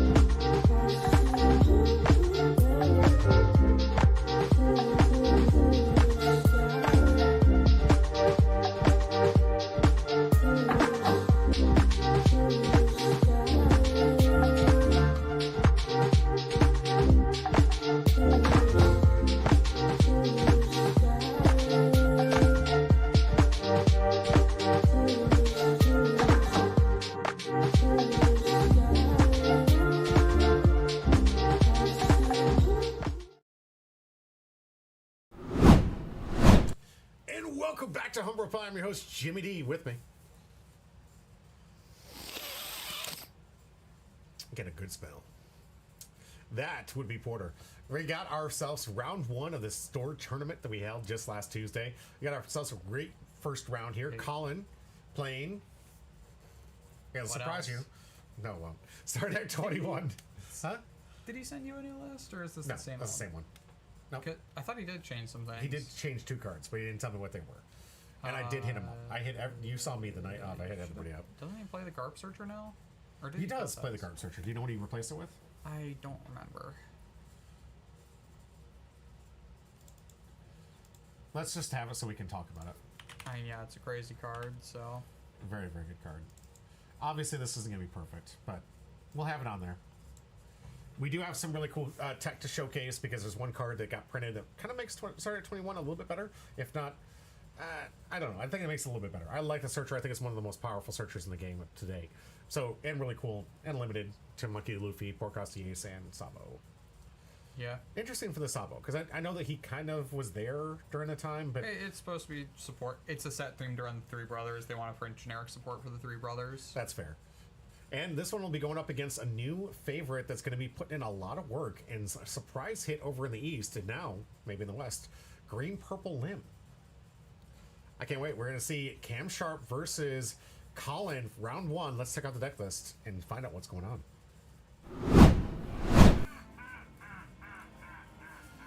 Starting off the red deck, of course, we have Monkey D. Luffy, start at 21, a deck that is absolutely power crap, start at 1. Monkey D. Luffy has obviously different play styles with different things, but you get 2 Rested Dawn with 1 attached versus just getting a Rested Dawn with the start at 1. We have cards that enable that, along with Anami, still seeing some play. This one allowing you to, once per turn, give one of those Rested Dawn to your leaders or characters, which activates this ability right on the point and gives 2 Rested Dawn to any character for some massive swings. We have cards that are enabled to that +2. This one being given Rush if it has 2 attached to it. So with leader ability, gives it an access to Rush. You do have abilities like this Unblockable when given 2, if you give the 2. So nice little synergy with the +2. We have this one that adds, on attack, adds a Rested Dawn to your leader, which can activate it for further attack, or itself if it wants to be a nice little 7k rusher. We have the Monkey D. Dragon, best 8 cost rusher in the game, adds 2 Rested Dawn to your leader or characters. Very specific. Also will not be true by next set. Really? By OP-14. Yeah, no, the 8 cost Jinbei. Oh, the Jinbei is really strong. I mean, That's it's right. more of a 10 cost than an 8 cost, but... Right. The new card that which we were all referring to before we got to the deck list is Monkey D. Garp. Absolutely powerful new searcher that allows you to look at the top 4 cards and reveal up to 1 card, any card of 3 or more. One of the more powerful searchers out there because this can grab anything in theme, out theme. The only restriction is it has to be played in a Sabo, an Ace, or a Luffy deck, which are most of the leaders actually. I think, have we done a ratio to see if like they make up a good portion of at least a third of the available there are leaders? quite a few Luffy decks, but red Luffy decks, not as many. There are only 3 red Luffy decks. That's or fair. 4 red Luffy decks. Yep. Porcosti Ace has about 3, I believe. Red blue times 2. No. No. It is 2 red Ace decks that 2. exist. And Sabo has red black, and Red yellow. red yellow. Yep. So quite a few of decks that you can fit this into. But I'm hoping we're going to see more of these type of cards here. It'd be really great. I love searchers like this that are kind of generic that allow you to play with other cards. I know like blue yellow Nami could really use something like this since it really is just like blue yellow good It gets stuff. it in EBO3. It does? Gets it gets an event that searches cost 2 to 8 card. Oh, excellent. Excellent. Love to see it because that yellow blue Nami definitely needs some more support. And It gets a ton of it in EBO3. It's like actually It's a waifu really set. solid deck. Yeah. So And finally, the biggest card I really want to talk about, the Gold D. Roger, which you're going to see a lot more and a bigger win con in today's format. Obviously, with Gold D. Roger also in the format, this is a great card in the late game if your opponent's trying to wall up. better in Ace than it is in Roger. Absolutely. But it's still good, and it will be seen play in so many different decks. And if you're playing red, you probably should play this because it just has a great What win if you're con. playing Rayleigh? I can't, sadly enough. Sadly, Gold D. Roger cannot be seen in the Rayleigh deck, which makes 0 sense, but it doesn't matter. It's old Rayleigh. Roger's dead. That's okay. All right. You can't resurrect the Gold D. Roger? I want to resurrect him. I want to bring him back. No. I miss my old buddy. He drinks and dreams of the days he was with the Gold D. Roger Pirates. Look, We have enough of a problem in One Piece of characters not fair. staying dead. We don't need to bring back Roger, the character whose death is the entire point of the show. The premise like of the it, entire yeah. like initiating incident is Roger dying. We do not need to bring Roger back. We've seen enough of him in the current manga. Fair enough. All right, this rush down, hit them before they hit you type of deck is going to be going up against more of a stall deck. Tell me about Lim. This is not a stall deck. What are you talking about? What? So effect, your character's cards are played rested, but the activate main is tap 3 Dawn, add 1 Dawn card from your Dawn deck and rest it. So ramp a Dawn and play an Odyssey card with a cost of 5 or less from your hand. So for 3 Dawn, you get to ramp and play a 5 cost, pretty which good. is really strong. And you have things like this NL to draw you a bunch of cards if you have 2 or more rested characters, and everything comes in rested, so they're going to be rested characters. Right. You have this Limb, which is really helpful for not having those characters be rested on your opponent's turn to swing into. You have this Limb, which is your Searcher. And then you have the Mihawk, which restands cards for potential more swings. You have the Sabo, which draws you some cards on attack. You have this Dofi, which is a blocker that restands itself at the end of the turn. Very powerful blocker. And then we get into what you're actually ramping towards. You have 9-cost Zoro, which is really good finisher versus Ace and Emu, because being able to swing 3 times versus decks that want to be putting up a bunch of blockers is really good. And the new 10 new- Shanks. Yeah, this new 10-cost Shanks, which is very interesting with this deck. So what this does is, on play, it sets all of your Dawn cards as active. Then you cannot play cards from your hand during this turn. This means you cannot play character cards. This means you can't play event cards for the rest of this turn, and you cannot play character cards from the native game mechanic of playing character cards. Yes. You can still play character cards from effects. Yes. Which is really important for Lim, because Lim is the leader effect that plays character cards. Right. So you get to get this nice little 10 cost out, get it back, and then play a 5 cost with a Limb. And still leave Dawn open to attach to things for swinging, or leave them open for counter with Dead Man's Game or Judgment of Hell, which is a very strong card. Especially in this format. With the Rono Zoro running everywhere, you're going to want something that goes minus 3k for the turn versus the battle. Yeah. All right, we have our matchup, we have our decks. Let's see how this round goes. You guys in the chat, tell me, who do you think is going to win this match? Or is Lim going to be the next powerful powerhouse? if you Also, will? Yeah. notably, no Beppos, like you said, would be played in this deck in the pre-release. No balls for the Beppos is what I'm hearing. No balls to the Beppos. The Beppos would it should have been it should have been an auto ad. I'm telling you. That No, the Beppo is bad in this deck. Do not listen to him. it's Beppo! Do not listen to the red player on a green-purple deck. He knows nothing of what he's talking about. That's so fair. He's absolutely right. All right, no for turn 1 for Sharp, which is not good. You just want to start with the 1 cost. You do need to see the 1 cost usually. Colin also with nothing. No searchers, no Nami searchers, not even his Nami enabler. So both starting off kind of slow. Okay, there was no way. For a second, I thought He didn't Game have Sharp a- just passed. Oh wow! It's like, no, you would even still just tap the 3 to ramp. Right? If anything, just a ramp. But this was the 3 costs that we were talking Yeah, about this earlier. is a Searcher. Yep. I love Cam has loved his deck for so long. He's gotten an alt as most of it as he possibly could alted. Some of these And things it's I a guess really missing. cheap deck to alt out, so... That's good. Hey, if it's your passion, I love it. If you can do it, do it. I like the guys like foil out or theme their Dawn decks. I'm going to be on the slowest grind to getting the Goldie Roger Gold Dawn. I'm at 3. I need 7 more. I mean, that's one of like the cheapest Gold Dawn there is. It is, yeah. so- It's still going to take me some time. It's a big investment if you think about it. 7 times 15 isn't chump change. So, Yeah. and I got a lot of stuff I got to keep up with. A lot of new games coming out this summer. This Christmas, and we have New games coming out? Well, we just had. We've got a lot of really cool stuff coming out for Gundams here. We got Nikkei dropping here just this week. We've got the next release wave of the new Riftbound game, and Oof, giving rid of the limb. yeah, it's smart Riftbound's call for already getting Konami. another release. Yeah, The game just came out though. yeah, but they didn't print enough.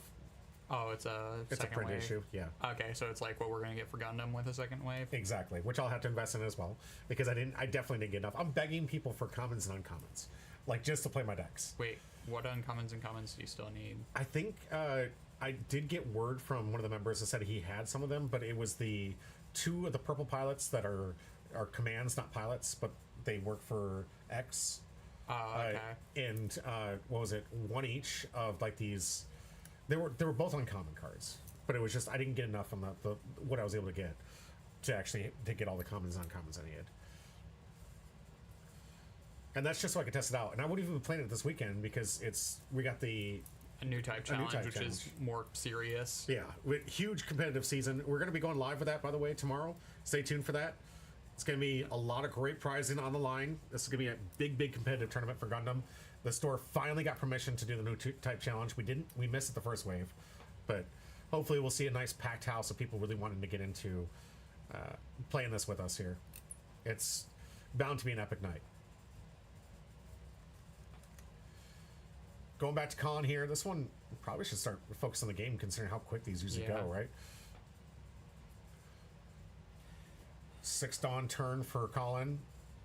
This isn't an enabler, is it? This Nami doesn't really enable much. It attaches 2 rested to a straw hat. Okay.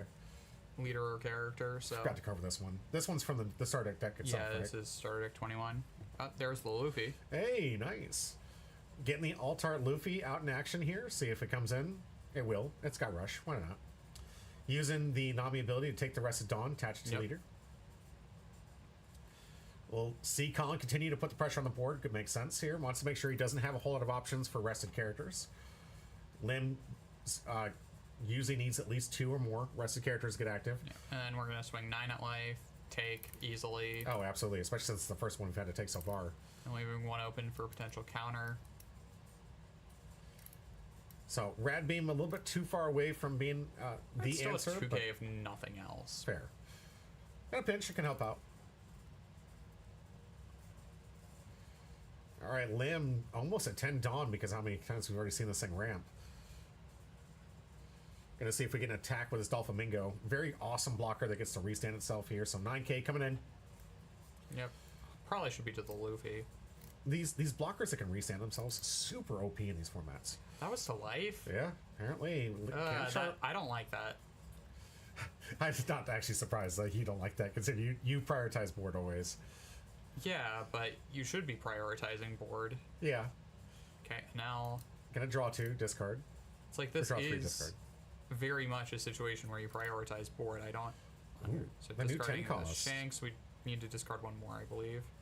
It is Graceful Charity in it, yeah. Draw 3, discard 2. And then blocker Lim, so... That's a shame. Could have played that one. All right. Oh, the 1 cost finally out here. Finally digging deep enough to get that in. So now the engine should be online.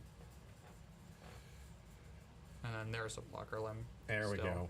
Yeah, now we can't even contest. We should have gone 6 with Lita into the Luffy and then 8 with Dofi into the Luffy. I can see that. That would have been a way better play. We'll see if Colin can recover, though, because now he's got the blockers online. 5K into life. Gets a 2K. That's a big counter for that. Gonna restand our blocker, restand Lim blocker? Yeah, that Lim blocker, and then restand the 1 cost, yeah. Nice. So, and now the only thing vulnerable to attack, but 2 blockers to protect it. Colin looking like he might be at the 8 Dawn turn here, so maybe a good dragon play to add some more rush to the board. Both 3/3. But one of these is walled up with some blockers, so it's not going to be easier to get to that life. Yeah, again, I don't even like going life here. I think that you just need to control the board, because if you can control the board versus Lim, then you're in a very good position. Ooh, we do have a Rayleigh. That is quite strong here. I was going to say, Rayleigh could actually answer a lot of this. You definitely want to go for the Dolphamingo blocker first. That is a nuisance where it is an attacker and able to attack every turn. Ooh, we're going for Mole Pistol. Get rid of the Dofi blocker. Okay. We do have a 6 cost here. Okay, yeah. You're checking to see if that Lim protected it? Yeah, I believe Lim only protects itself. Yeah, I believe Evil Lim only protects itself. That makes sense. 4 more open. We'll see when we get an answer for this. Imagine this will be a turn that Luffy and Luffy go probably into an L. What do you think? Probably. That's what I would do, at least. Cam Sharp does have a healthy hand, so we can counter out if necessary. Gonna activate the Nami ability, get 2 rested. There, swing 7 into an L. There we go. I think it'll go a little bit bigger. 2K, yeah. Just getting 1 on the hand's not gonna be great, but this one's gonna be another 7K for free. Looks like he might be swinging with his Nami. No, we're No? tapping 4. Zoro. Oh, Zoro. There we Okay, go. yeah. Zoro going to activate with leader ability here. Here comes a big 7-9. 9. No, 7. Yes, 7, sorry. Why were you thinking 9? Oh, the Monkey D. Luffy boost for some reason in my head. Like you give it 2 Rested Dawn, it actually boosts it to plus 2k. Oh, you were thinking of your still in Rayleigh mode. Yep. Here's that 10 Yep, cost. there's the Shanks, restand everything. That's Shanks? Yeah, that's the... Alt art. Yeah, That's Altar. gorgeous. All right, 10 cost Shanks. Gonna restand all 10. And remember, he can cheat out a character using limb ability. And now has all this allocation Dawn to gives him some massive swings. Imagine if Cam Sharp is playing it smart, will probably go board, but it looks like he's going face. We'll see. Colin on the defensive. Yeah, went face. All right, Cam is just all in. Says, I'll rush you with green. Keeping Colin on the back foot here. Still has a blocker left. Ooh, Mihawk. Oh. Okay, this So that's isn't the lethal restand? this turn, but... No, we but can definitely put him on the back foot here. I would not swing at face again. I really wouldn't. Go for the 6. Asking for If 2. he has Roger, then this is not great. Right. Does put him in a pinch, but not necessarily loss of game here. Oh, okay, 2k. that was just a 2K. No Roger. He is I only think that playing might one. have been to the Zoro, but I can't remember. And then we're going to, restand with Evil Limb, the Nell. Yep. Having 2 open too, so Judgment could be another play that we could Could see. be Judgment of Hell. It could be potentially any number of Dead Man's games. Yep. I believe Cam Sharp is desperately asking him to attack this Shanks. Please attack this 12k. Please attack this 12k. Invest all your Dawn into this 12k swing, please. And the Shanks is just a vanilla now. It's a 12k body. Yes, it is. You're right. It is just a vanilla, but it is a 12k body. Colin, counting out the life, seeing how many swings he is away, basically needs a rusher and all of these attacks to connect. Because I really this don't is see the line of Gonna be lethal this turn, yeah. loading up Nami. No. But Colin probably on the impression that this is going to be his last turn, given he does have to fight through a 12k swing here, the Anel, and maybe the Mihawk. Mihawk. What do you mean maybe the Mihawk? He could attack into it if he wants to go board, but And I guess, yeah. yeah, but I don't see him attacking into the Shanks. A lot of rush in his hand too. We could double Luffy swing here, but that means Cam Sharp literally has to have no counter. Those are 7k swings. That's it. I mean, we still have the Nami to put Dawn under the leader. We could potentially swing 7k 4 times. Yep. So 4 7k swings. Or actually 5 times. 1, 2, 3, 4, 5. So yep, 3, 5. Yep. And with, 2 rush of these Luffys. We could go 5 times 7, but I mean, that is good math, honestly. But Yeah. he does have the blocker. and that's what throws it off. All it takes is Cam Sharp to block out of one of these attacks. My math is already done. Cam going to take immediately. Remember, you can get counter out of life too. So all it takes is one of these swings. And if I'm calling, I'm not playing my trump card here. Do not play the Luffy until you know it's safe. Do not give my answers away. You have plenty of Rusted Dawn to activate the leader ability and the Nami ability. Going for Okay. Going for a Kid Killer. Kid Killer.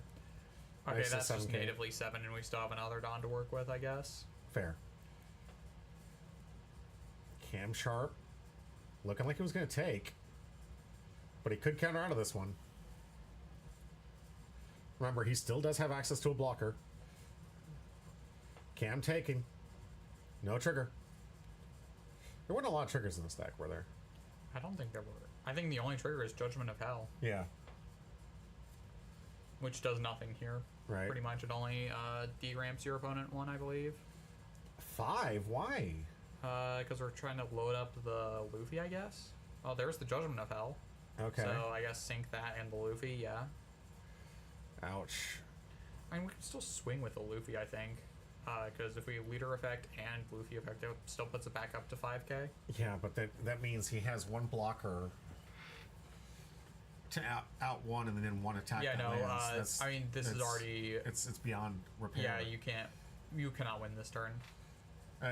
With one blocker, one life, he can't put him down to 0 and get through. one Dawn open. Not a whole lot of options there either. While I do agree, yes, he can attack and kind of counter it up. Just, I don't know if it's going to be enough. 6 gets a block, I guess. I don't even know if it was worth it there. Right.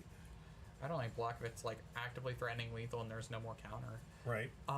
Do we have enough to no, because the Luffy is sunk by 3, so we don't have enough to load up both the Luffy and the Nami potentially. Sadly. The attack would make it 4, then the Nami would make the it Nami 6. is the Nami is a 1k, so Oh yeah, Nami we can't need swing. 4. We do not have 4. Can't even go board state here. So Dracula Mihawk likely gonna survive.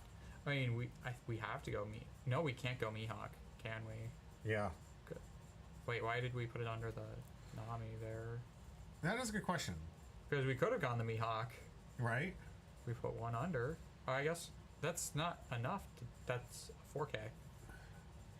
That's a 4K. Yeah. I don't know if he knows it's a 4K. I guess we're just doing it for the bit, I guess. Yeah, right? It's got to be for the bit. I mean, we certainly could have potentially contested the Mihawk there. Right?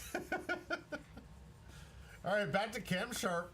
Knows this is likely his last turn, so... We could even just go 12-16 here, and I don't know if Colin can counter out of that. I doubt it. Not in this deck here. Here comes 12. Is it going to be a quick take? It is 16. Fully loaded. Even if he blocks out, you still have a 6 and a 5 swing. Yeah. Being a bit more careful, I guess. But all right. 15, leave leave like 11 or something. Okay. Oh, okay. Yeah. Was that enough? I think that was enough for that attack, but that looked like his entire hand. Okay, are we gonna tap 3 for another Mihawk, or are we just going with the NL again? Looking like we're going for the NL. Nah, it's 2 bricks in hand. Yeah, not enough here. Cam Sharp taking it home, a green-purple limb. Congratulations. All right. Great matchup. I really enjoyed it. Colin with that nice little interesting 4K attack. I mean, it is a legal maneuver. It is something you can do. So don't say you can't. I mean, limb attacks into things that can't get over all the time just to get the rested characters. That's true. It's often what you'd see. So imagine if Colin was just like returning the favor. It's like, I know you have to do this all the time. Maybe I'll do it. Usually you don't put Dawn under those characters. That's true. That's so true. I genuinely don't know why you didn't put that Dawn under the Luffy and contest the Mihawk. Yeah. It would have been something at least. It wouldn't have been great, but it would have been something. Exactly. And right now at the table, you have Colin saying, what was that judgment card that just basically knocked me out of the game? Yeah, that existed. Cam Sharp showing off his win condition also with the 9-cost Zora that we talked about. All right, we have 2 more matches left to go. We're going to take a nice little long break here. Get myself some hydration and make sure that I can keep my voice ready to go for the last 2 matches. If you guys out there in YouTube land, hit the like and subscribe button, please, please. The rest of you guys, hit exclamation point join. We have 2 packs to give away tonight. A great sized wheel. Let's go. We have 2 alts out of 6 packs left. The math could not be better for you.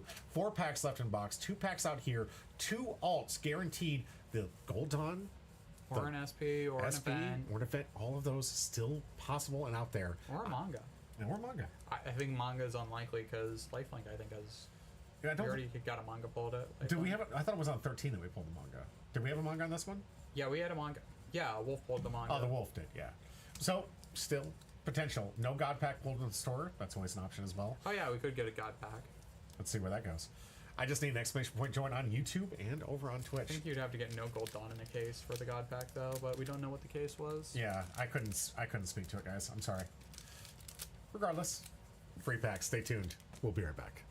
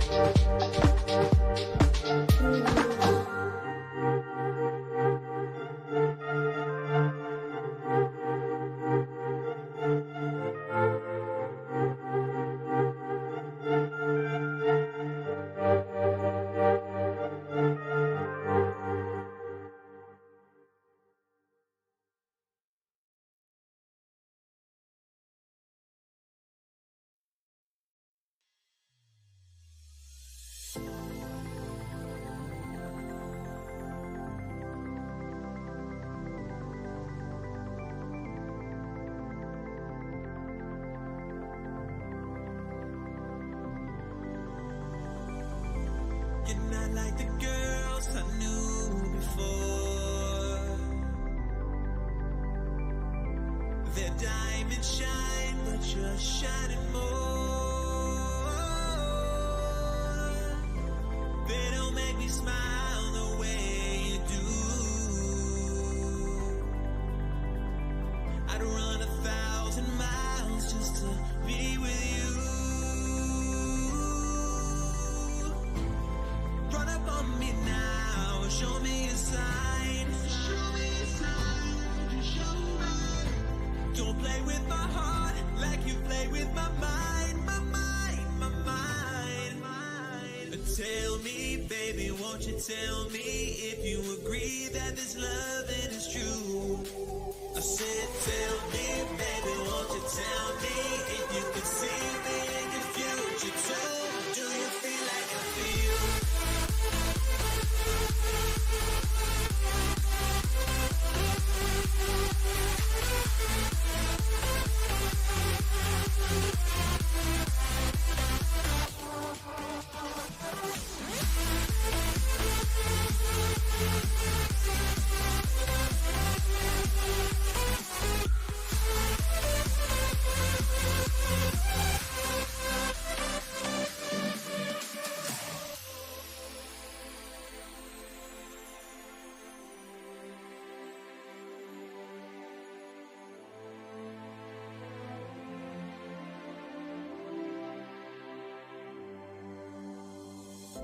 You're not like the girls I knew before.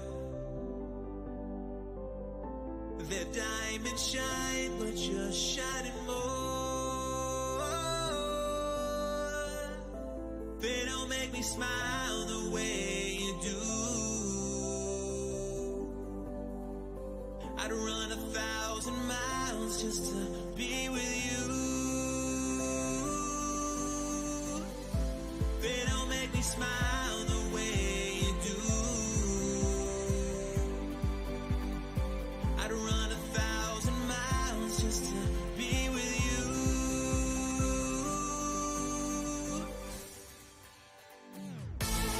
Run up on me now, show me a sign. Show me a sign, show me. Don't play with my heart like you play with my mind, my mind, my mind. Tell me, baby, won't you tell me if you agree that this loving is true? I said, tell me, baby, won't you tell me if you can see me in the future too? Do you feel like I feel?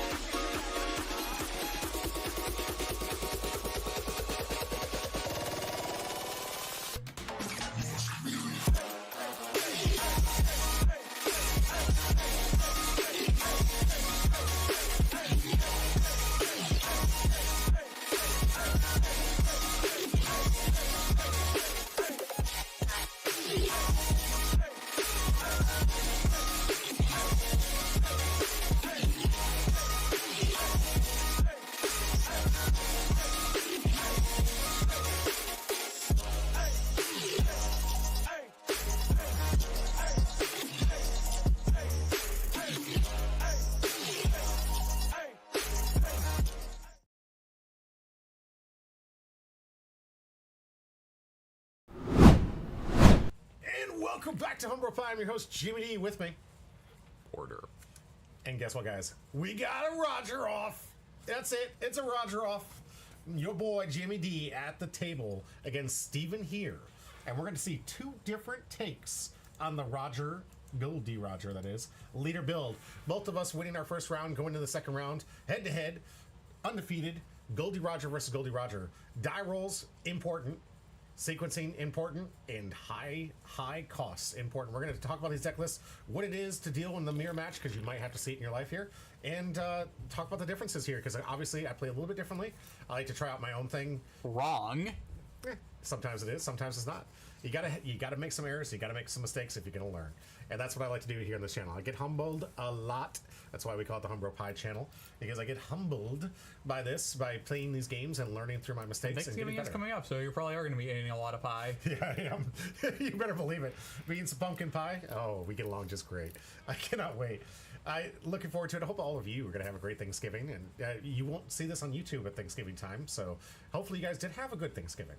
We have videos actually past Thanksgiving level right now. Oh, nice. Yeah. We actually have YouTube videos, which we didn't for the longest time. I know. We have it for every single day.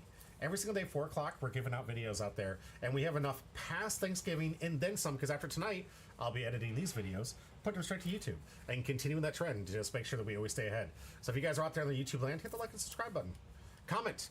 Hit the notification, like all the other stuff that you need to do to make the channel grow. Help us get to 500 so we can get monetized. Help us grow this channel and give away even better products to maybe even you YouTube watchers, if we can grow big enough. We'll see how we work that. But right now, it's a Roger off. And we're going to check out some awesome deck lists from Roger.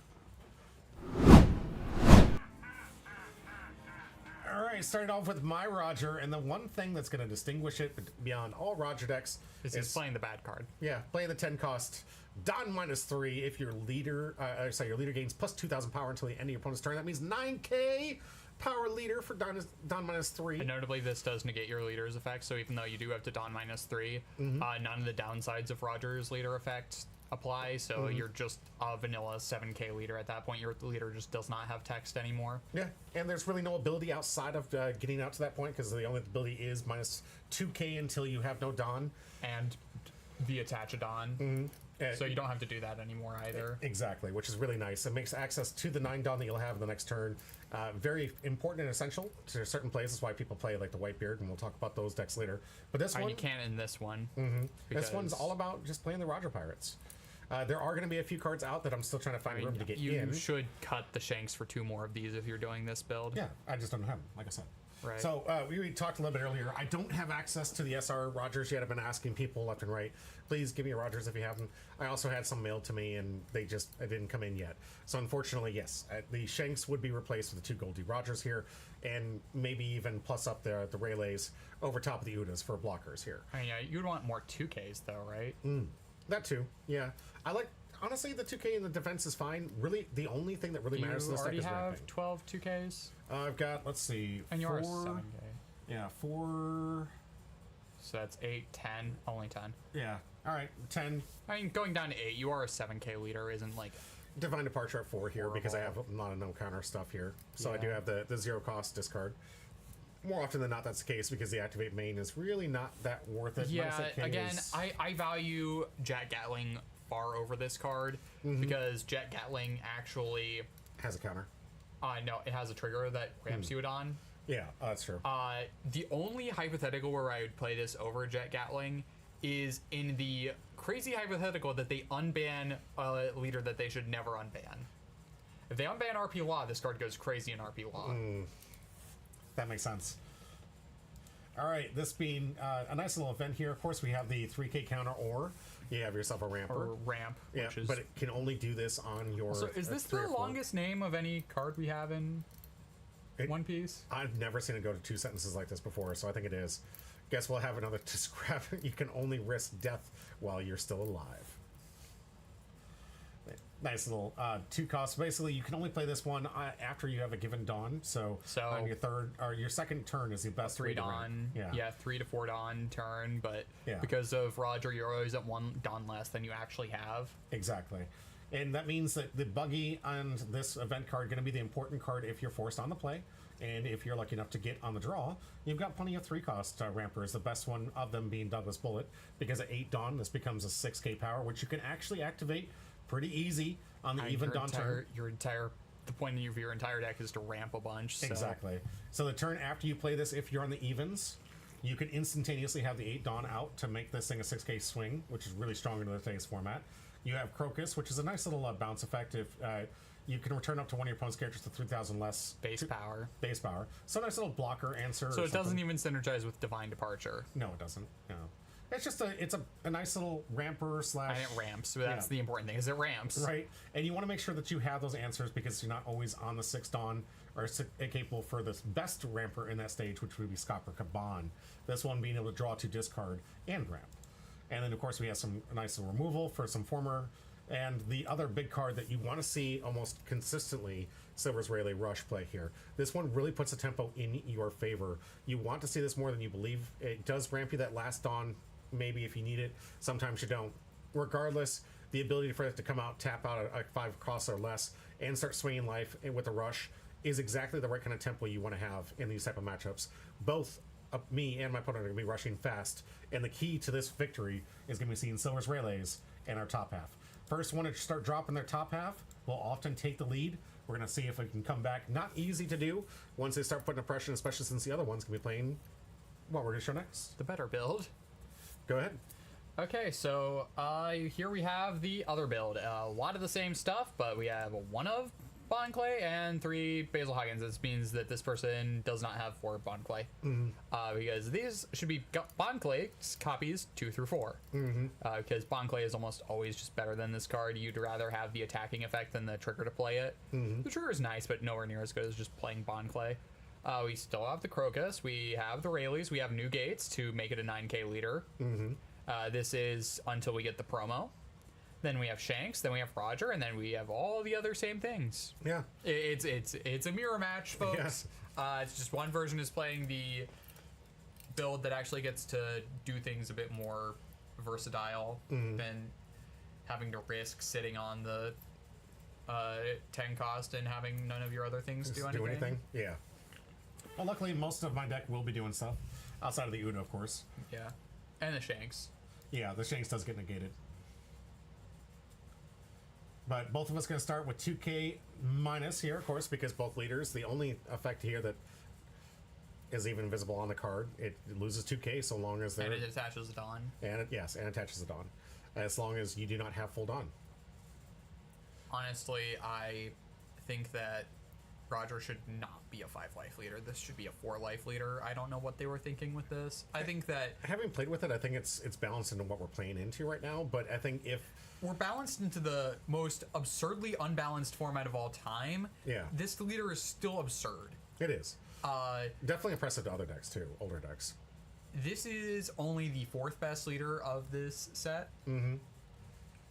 And that should tell you something when it's this crazy. Right. It's like, this is the 4th best leader in the set of a set with, like, 5 absurdly busted leaders. Because Red Green Luffy, I think, will probably take off in 14. Oh, yeah. Especially with that Nami. That's such a good card. Also, the Perona. The Perona is a crazy card, dude. That card is insane for pretty much any green deck. All right, so both of us on the mulligan here. Didn't have an early start. Had a lot of like top end in my half, but no ramp, so of course I had to mulligan mine. And I believe Steven here was in the exact same boat. Won the dice roll, put him on the play, forcing him to have a buggy or an event card to ramp out, and hoping to more securely get my ramp out. Hoping to see a nice little Shanks here if I could, but doesn't look like I have it. I'd be an instant play if I did. Yeah, I think that's the biggest issue with Roger is if it had another searcher, I think the deck would be way better. Absolutely. It really lacks the consistency, and I think that's where the balance game was, just the printing of the cards. That's the thing with decks these days. You need to have 8 to 12 searchers in your deck. That is like a minimum prerequisite to even beginning to play. Seeing the buggy here is good, though. So it's great. It's exactly what Steven needed to see here. Getting that 2 cost to the ramp out, and then a nice little 6k swing. Getting 2k out of hand. I'm valuing my life in this matchup. I want to make sure that I stay a little bit ahead to ensure that I can at least All right. Do you have keep the what tempo. you need to see? We'll see. Okay, just swing in first. good. You usually do want to. Yeah, don't Although worry. no triggers in this deck though, Yeah. so nothing to play around. But building the habit is good. Exactly, and that's what I was gonna say. You really always play like you want to in any other matchup to get the sequencing down for whatever the situation. Well, yes, you're right. No triggers to worry about, but against other decks, absolutely.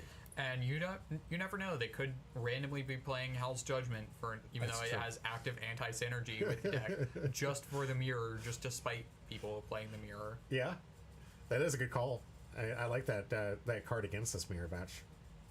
But it looks like a good play here for Douglas Bullet. I'm likely going to be able to ramp out next turn to get myself up to 8 and get a nice little 6K swing. Guaranteeing me 2 6Ks. It's going to be on Steven here to ramp out yet again. There's 3, Douglas Bullet. Yep.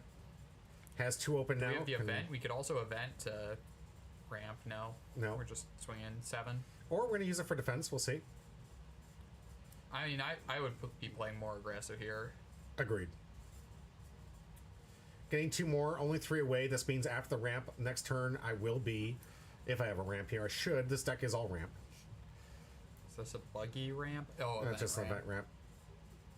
Okay. Gives me that 6K that I need here. And yeah, next turn you will have your leader live. Yep. At that base 7K with an 8K because I still have to give an allocated Dawn here. Yeah. That's the thing with Roger, is it like desperately does need to see its curve. Mm-hmm. Given the 2K dice just to represent it, it is a 8K. Yep. Or it has 8 Dawn, sorry, to get to 6K. Seeing if I can get some swings in here. Looking Well, definitely now it's get going some. to be an 8K if you attach. No, yeah, that's. Yeah. I'll go 7. Yeah, Go 7. same amount of cards you're threatening. Try to get 2 out of the hand. Try to tempt it. Maybe get a little bit of race on the life here, since we are tied at 4 at this point. And he Okay. used the event to get out of it. Kind of expected that with that 1 open here. And here comes a big Personally, I would 8. just use the event to ramp, but Yeah, Steven here. Also, his second time ever playing this deck. Little new to the game here. This is one of Ocean Man's friends. Do like to spend time talking to a lot of players and asking them about their plays. So if you feel like, hey, why does this feel so long with the rush deck? It's very easy plays to play out. If the time that I'm taking here, if you guys were in the studio, you'd hear me talking to him about like what was your thinking in playing this? Why would you play this out? Like, I don't like to tell people how to play. I like to just make them think about their plays. I mean, that's actually the best way to teach people is don't just tell them the answers, have them actually have to think critically Yeah. about their answers. Mm-hmm. But the thing with this is Roger is one of the easiest decks in the game, though. Oh, sure. Because you just ramp out and then you play your top end. Mm-hmm. I'd There's say not a lot of decision making in this deck.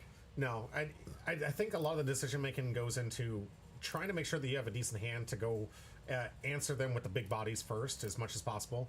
You really want to be the first one to start dropping the 10 drops because everything you play after the first shanks or whatnot is going to be extremely detrimental. It's harder and harder to fight into. Right. I think that for the mirror, it is a race to whoever gets to shanks first. Mm-hmm. And seeing as you are playing less shanks, It's likely he's going to get to it first. yeah. All right, Big 8 going for board. I like and respect this one. Then make sure I don't have a whole lot of attackers. I'll let Yeah, this one go. because he's going to have shanks available next turn and you will not. Mm-hmm.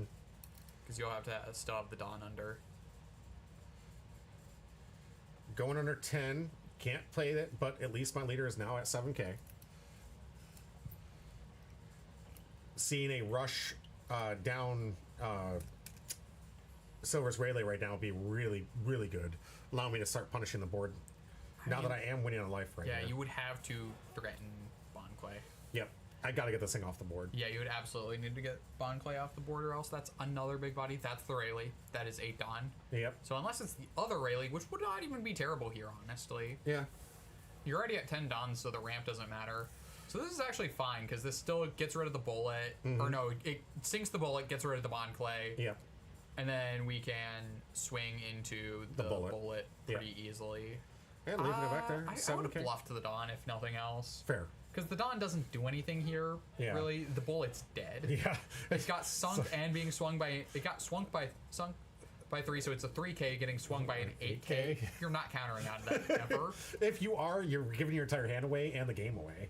Like, unless your opponent is at 0 life and you're trying to like win the game next turn. Absolutely. That's like the only scenario is like you need that card to be alive to win you the game. Absolutely.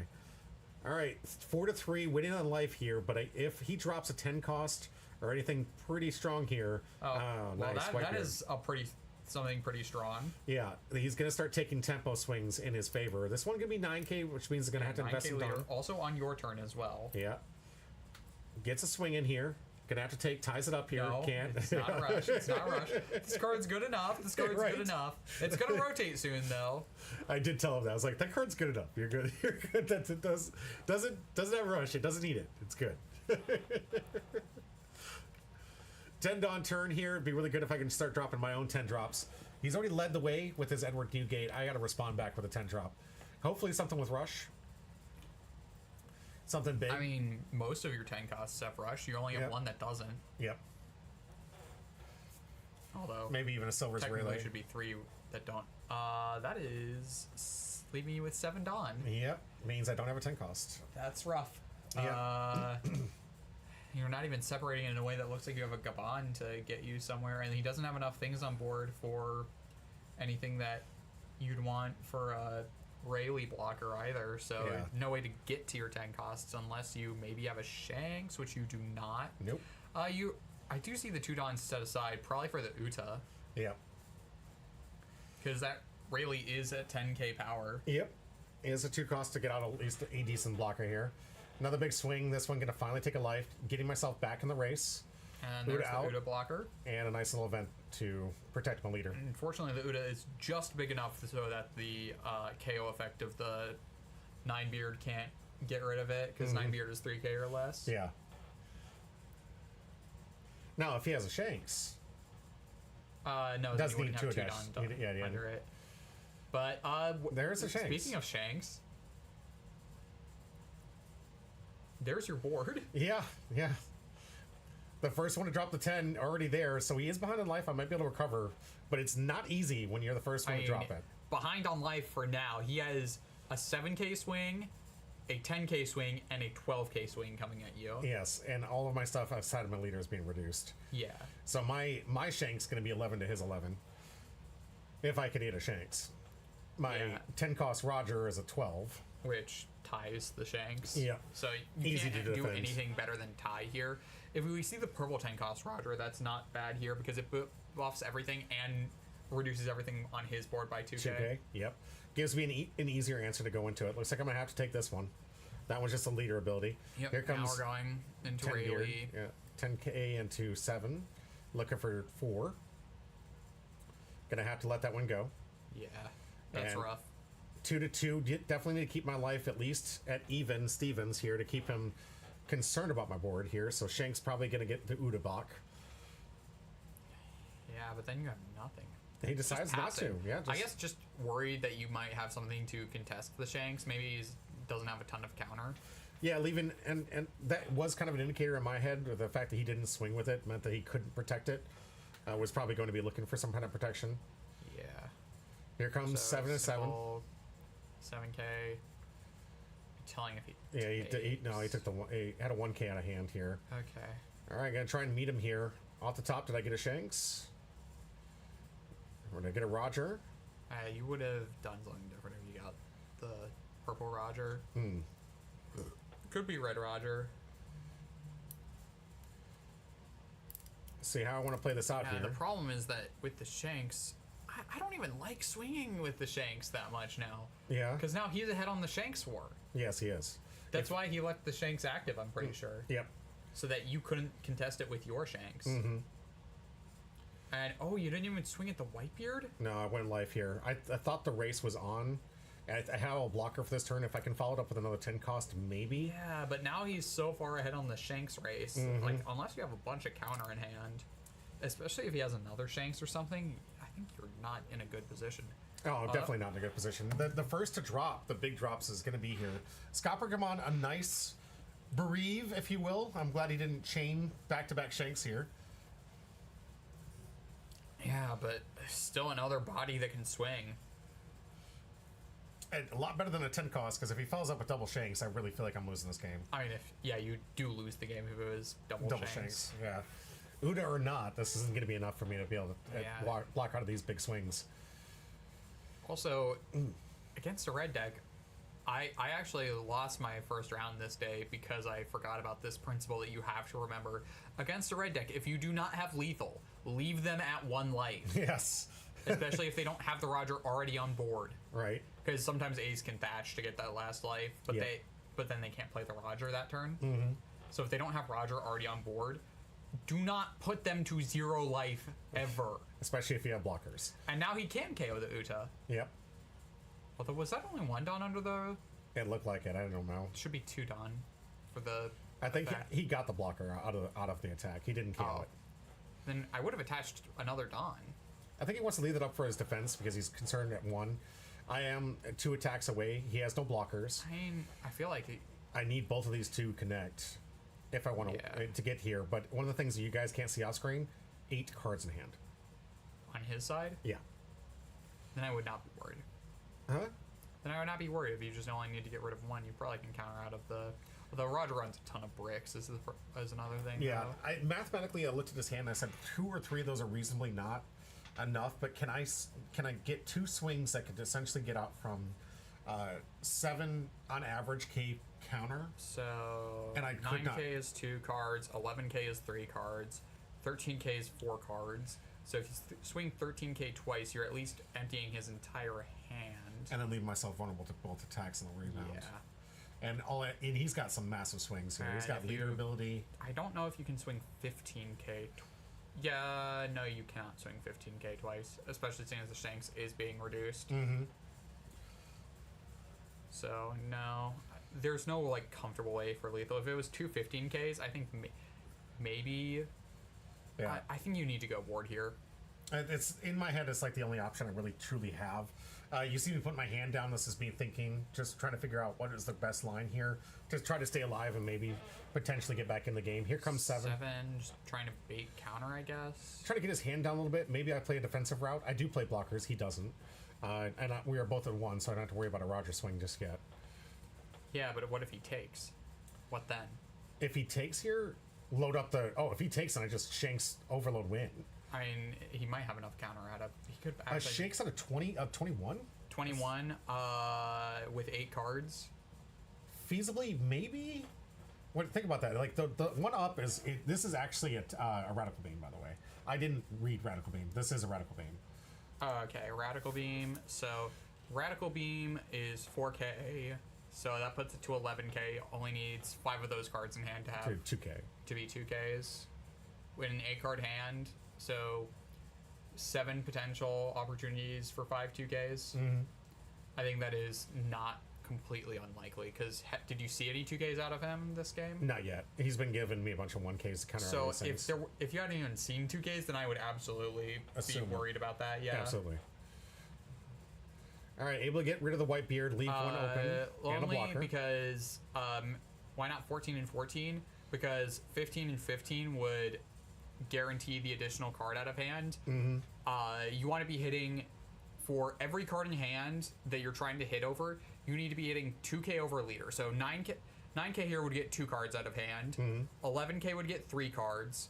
13k would get 4 cards. 15k would get 5 cards. Getting rid of 5 cards in hand means that guaranteed 1 swing's going through, and you're getting rid of potentially the entire hand. And then I don't 14 have to and worry about 14 threats would next round. only get rid of the entire hand potentially.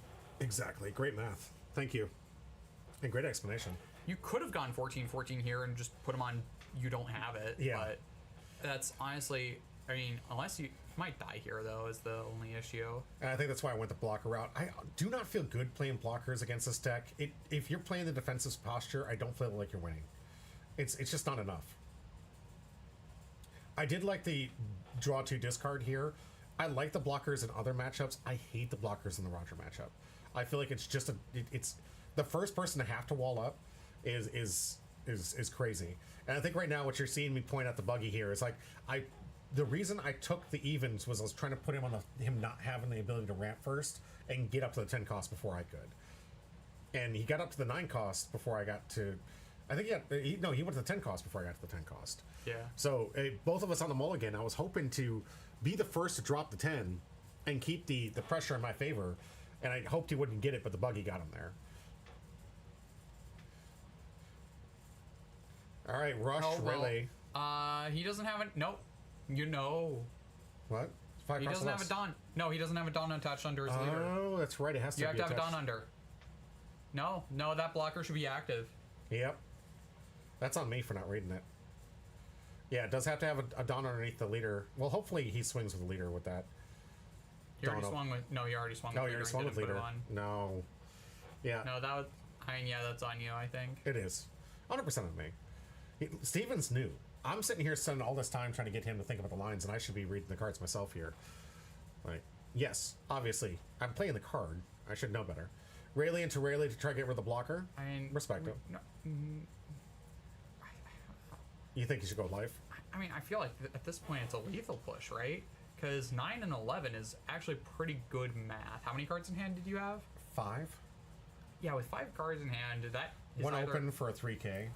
I'm leaving the that one open for that. Could, I mean, 3K does get rid of the 9 actually, so in that case, maybe go board. And now we can go 12 into Shanks. The 3K event is only for leader, so Yeah. or just go. No, you don't go face here. I mean, actually, it doesn't matter because he doesn't play blockers. Yeah. So you being at 0 life doesn't matter if he doesn't run blockers. Coming in for 11.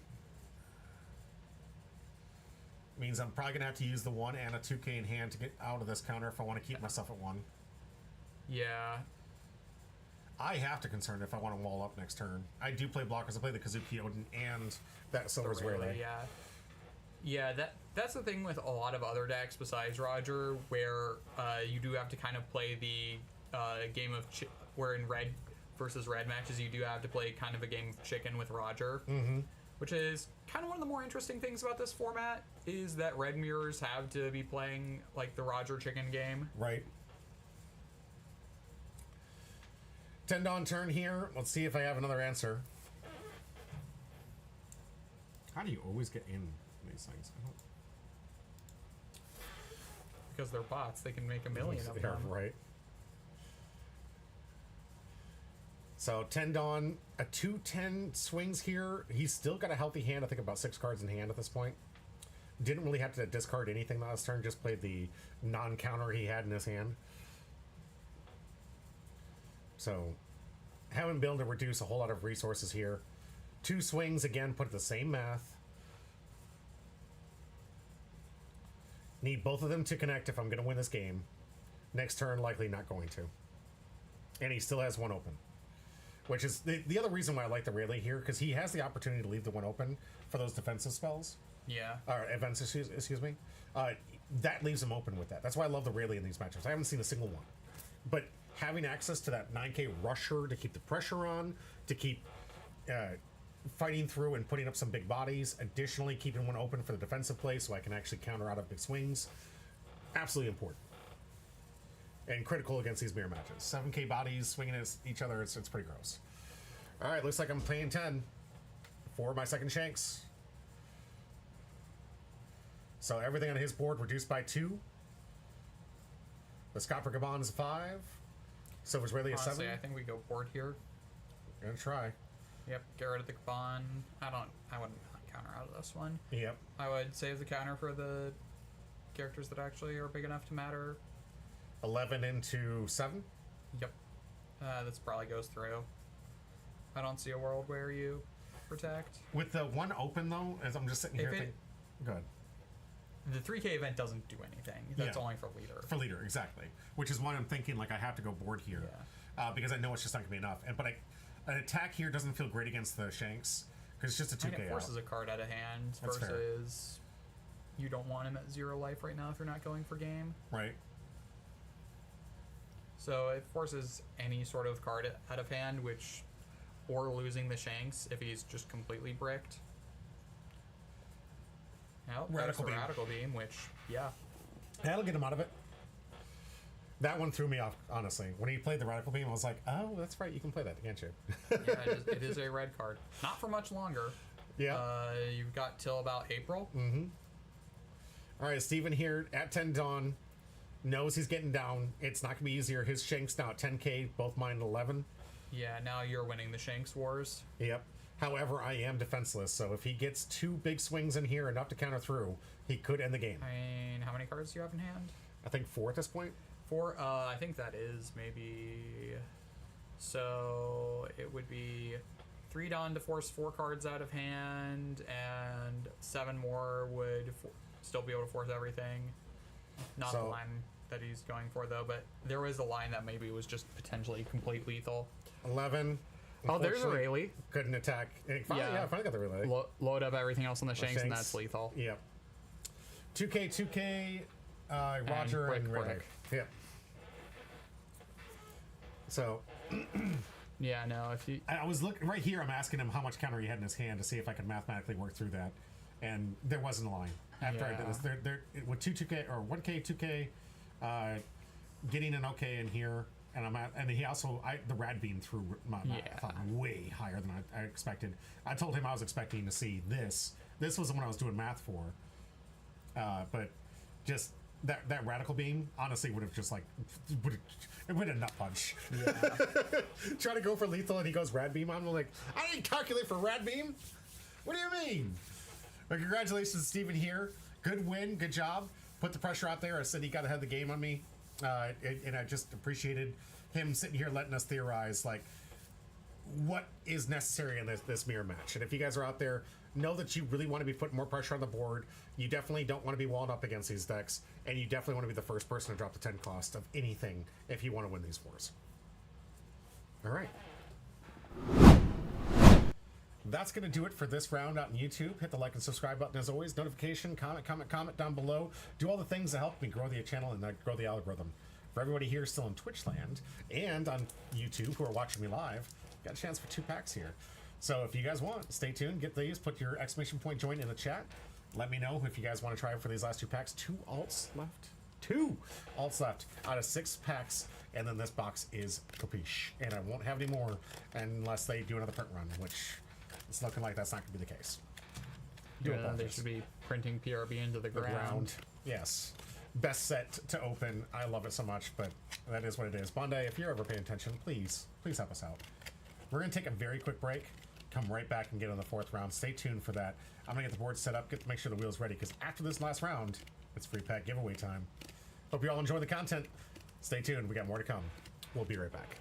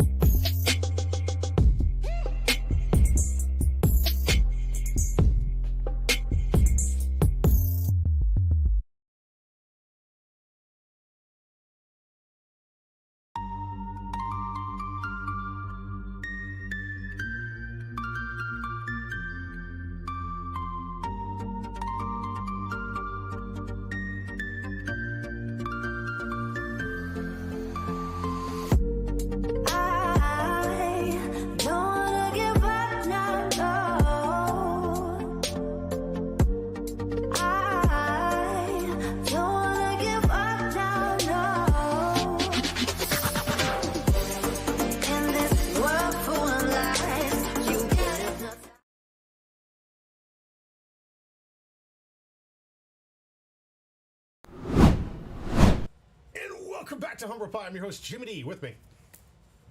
Hello. It's me, Porter.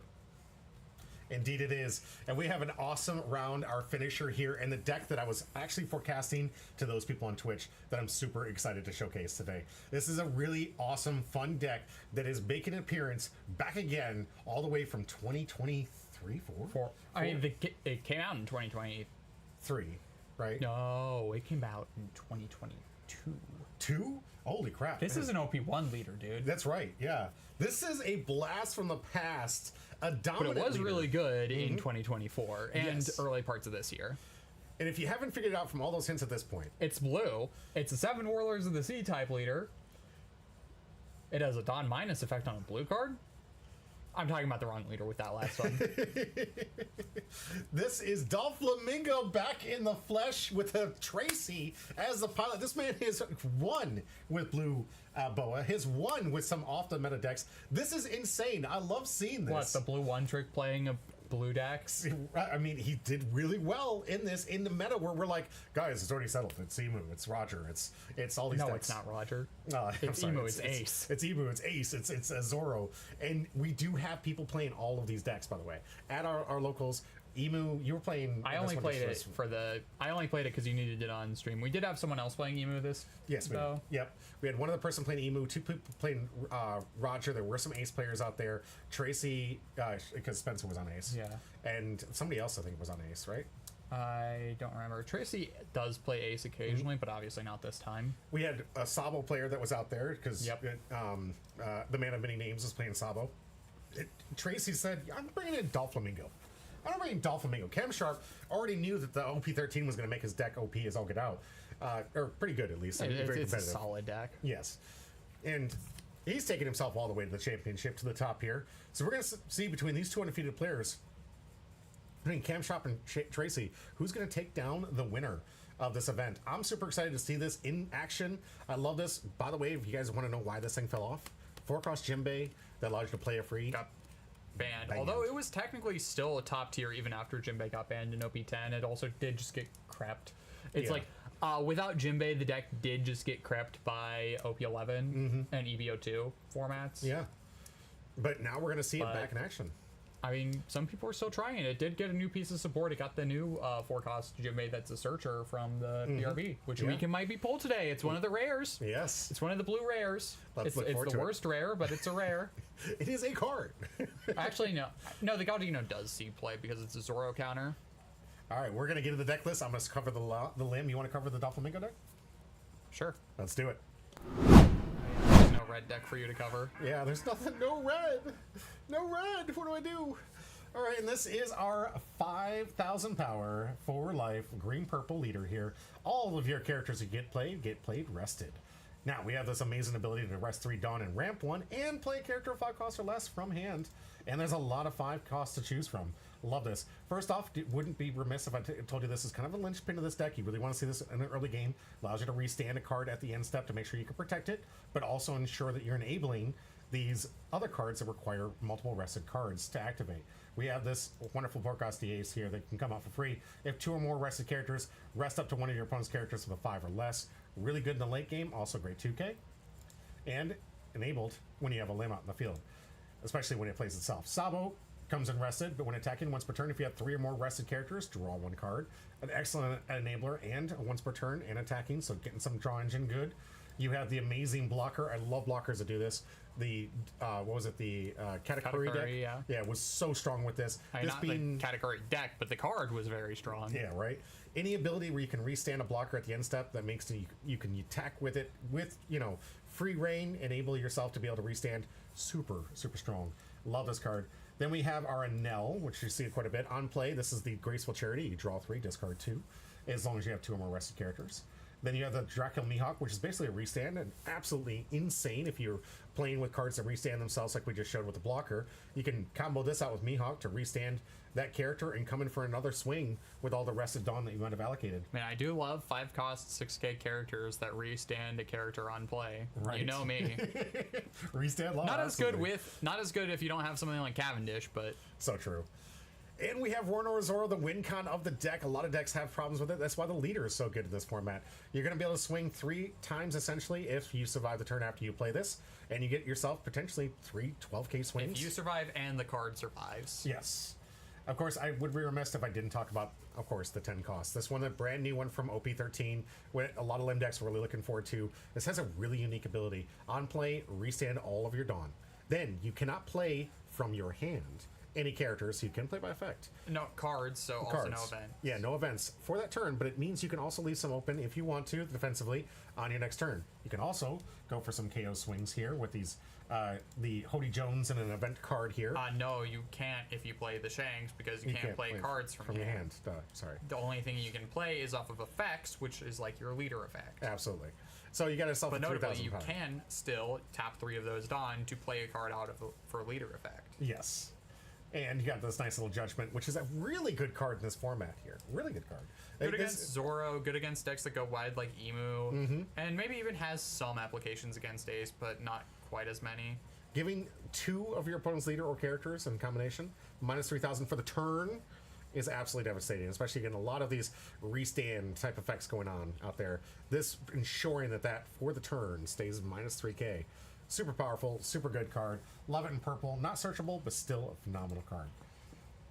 Let's get into our old buddy Doflamingo.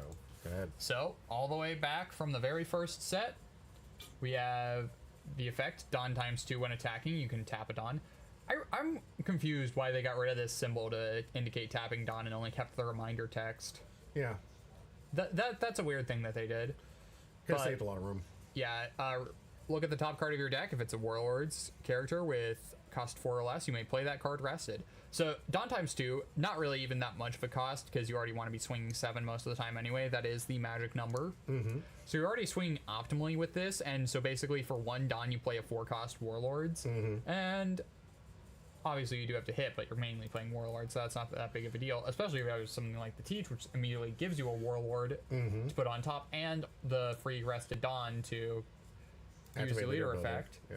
You have the new Jinbei, which is a searcher for Warlords, and bottom deck's a 1 cost on attack, which I guess might actually come off to get rid of Evil Limb in this matchup. We have the Boa to scry 3 and either put it on top or bottom and give Arrested Dawn to your leader or character. We have the Law, which is one of the craziest cards in this. It's a mini Jozu, basically. Very strong card. We have the Weevil, missing its partner in crime, but no more Jinbei into Weevil, just Weevil. But a 4-cost 6k that draws a card is quite good. Yeah. Easily replacing itself and a 6k body. Oh, this is the most devastating card in this format. Yeah, we have the... It wouldn't be a blue deck without it. Charlotte Pudding. Yeah, and something we're seeing from like Ace decks, and I mean, obviously you're seeing it from Ace. Well, I mean, against it too. Like, we've seen the matchups, right? Ace loves to load up on cards. Yeah. The black yellow Luffy that we saw like to load. That's not going to be often seen, but you see a lot. A lot of decks nowadays taking those early hits, and you can really punish people that take those early hits with this card, allowing them to try to stack up. Very strong card, but I do think it is also a very healthy card for the game overall, because the second you start allowing decks that are able to just stockpile hands like we see with Ace, if there wasn't, I honestly think we need more cards like this for every color. Honestly, just make Pudding able to be played in every single color. Right? Just make it a rainbow card. Be the first rainbow card so this can be played in anything. There you go. If your opponent has that many cards, make them draw 5. It's simple. I know that people don't like shuffling, but seriously, it's a necessary evil. Blue-purple Luffy's going to be coming back, guys. This is going to be an absolute necessary card for blue-purple Luffy. Ace, loading up. Emu, what do you think on Emu? Have you seen... Emu can counter a lot, so it's not as bad for Emu. I know that I've seen some Zoro players like to just hold up their hand for the end game. Even the Roger players, as we saw in the last matchup before this one, both of us were loading up. We had 6-7 cards in our hand going to late game. Anything else? I mean, there are a couple other cards we can talk about. There's Gecko Moria, which adds a Warlord back to your hand, which is quite strong. And we have Perfume Fumer in a format with a lot of blockers, just giving your leader or character the ability to not be blocked and plus 2k power, so you still get the power increase that... I mean, you know how good Unblockable is. You play Rayleigh. I know. This is absolutely the most stunning card. Also, it has a pretty good trigger. Yeah, right? Draw a card, easily replace back if you don't need this for your win con, but if you do, this could be it. This could be our finisher. Let's find out. And this quick matchup between Lim and Doflamingo. I do want to remind everybody out there, if you haven't exclamation point join yet, please do so. We got some amazing packs to give away. 2 alt-arts left in this box, like just absolute and big money. potentially SP Gold Dawn event. God Pack. Ooh, Lim going second. That's not good. Dofi already a deck that really likes going first, but Lim being forced on the draw is very suboptimal. Lim does not like being on the draw. And didn't even have a play And either. didn't even have the evil Lim. Yeah. So looking like we might see. That's a Teach in hand. So Teach, put something on top, then put 2 Dawn. Wonder what we're gonna put. Looks like a Boa. Yep, that makes sense. Yeah, Teach, put 2 under, then we swing, tap 7, pay 1. Yep. 7, Boa. Boa will look at the top 3 and also put another Dawn, so this is actually an 8k swing. Jeez, that's so gross. Massive swing, likely going to get this leader down to 3 life. And we get to stack our deck. Yeah, Camshark already behind, has no board presence, nothing to get out. Everything comes into play rested. This bow is going to get to restand more than likely, hands down. Yeah, and it's a blocker too. Yeah. Great board presence here for Tracy. Yeah, I mean, even without Jinbei, this does just get a lot of guys out on board very quickly. And I like the play with Marshall D. Teach. It is an extra body in here, and a great body for an engine late game if you need to. Yeah. Especially after a couple looks at the top of your deck, you know where they're at.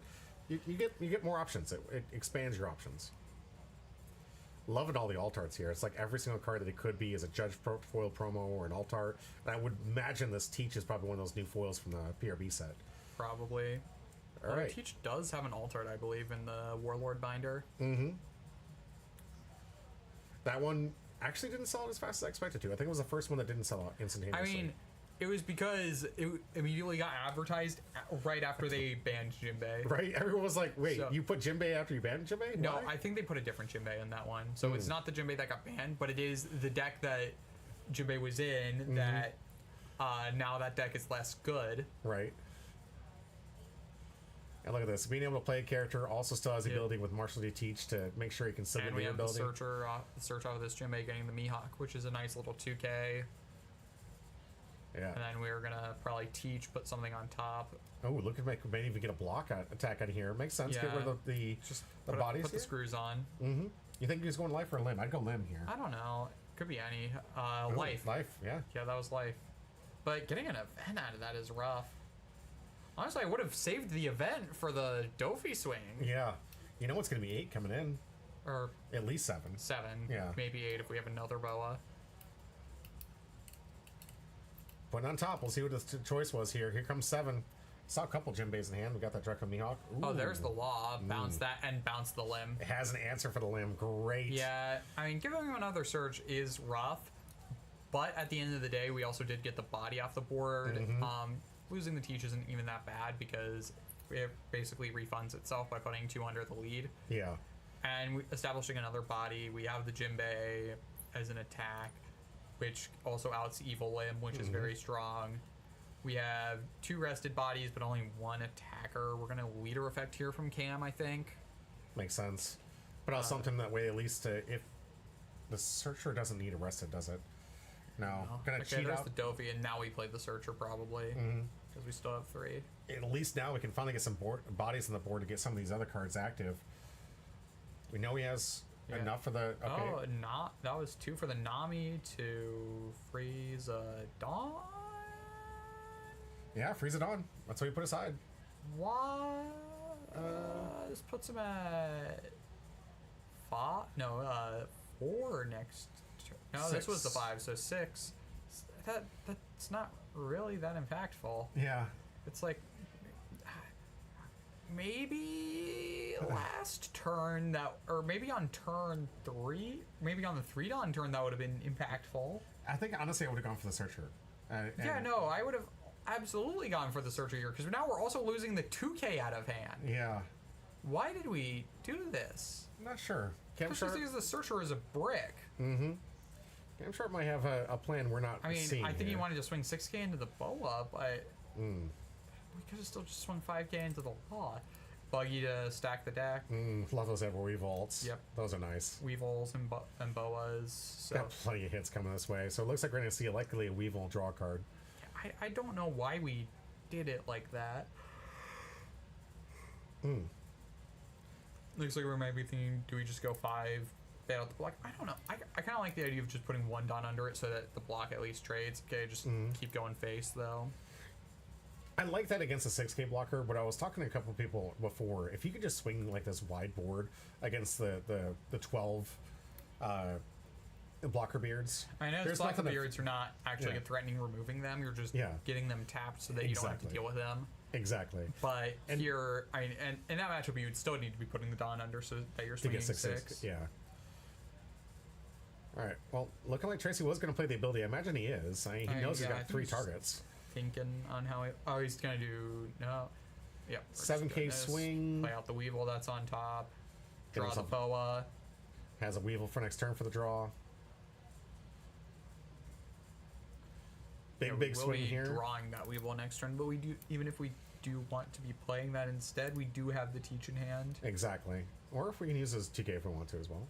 The Weevil? No, the Teach. Teach is 1K. Is it 1K? Oh, Yeah. okay. The card's already strong enough. It doesn't need to be that a too, 2K. right? It's already a menace what's on the field. All right, that's the last life for Cam Sharp. And Interesting. versus a board of 5 attacks next turn.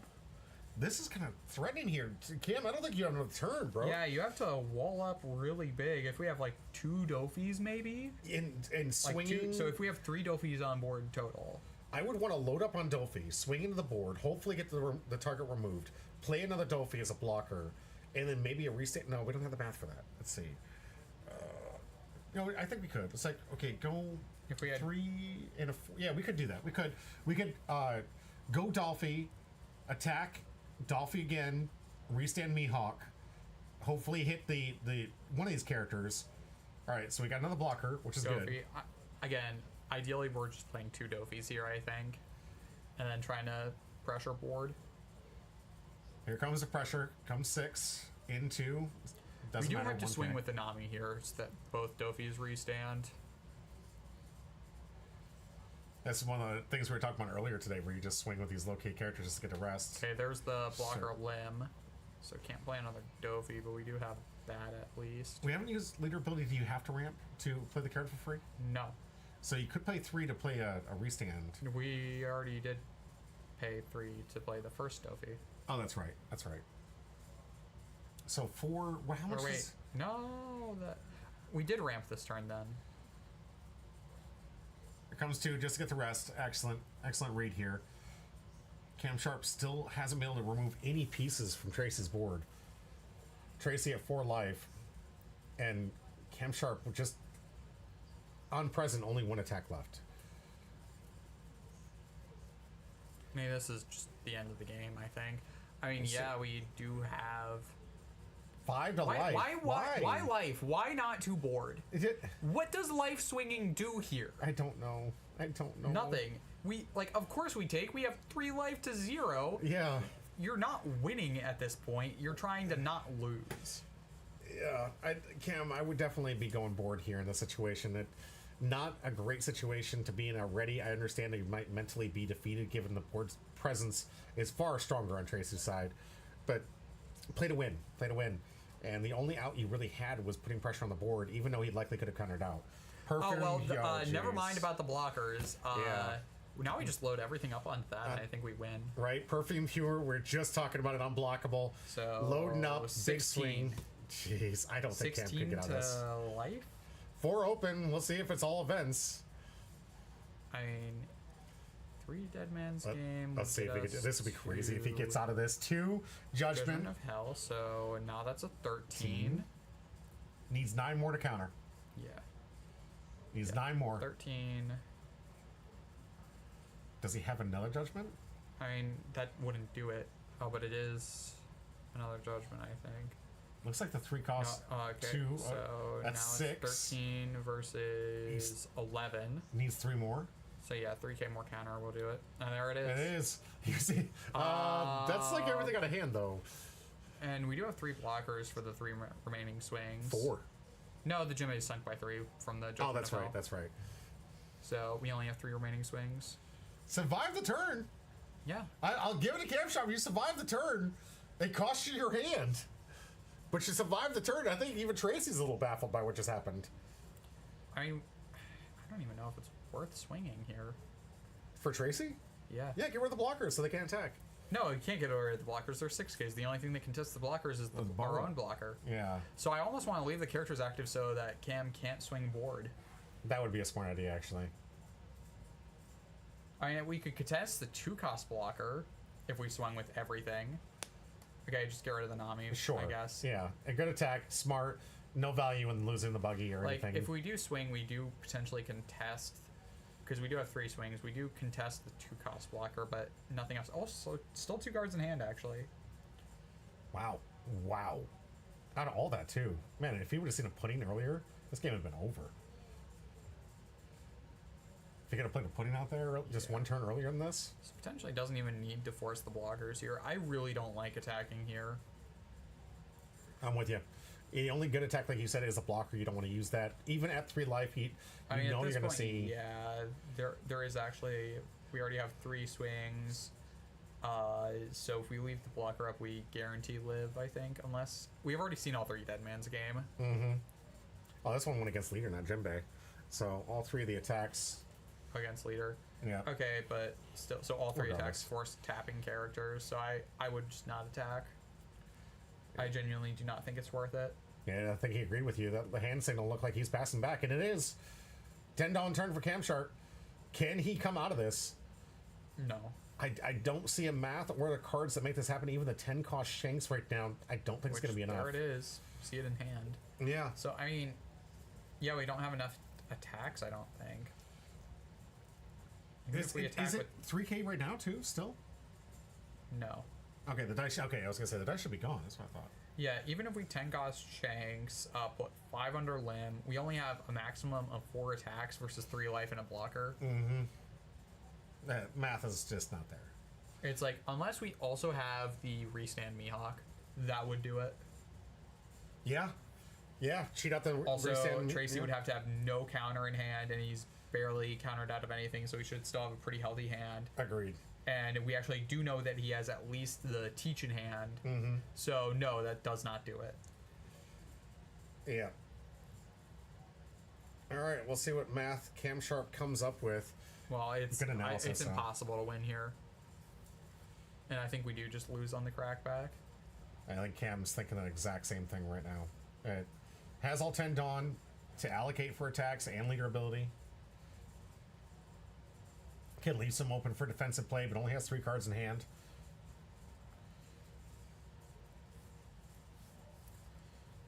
Cam wrestling with the idea of defeat here. I like to never give up. Okay, Gonna go for search. we're leader affecting to play the limb.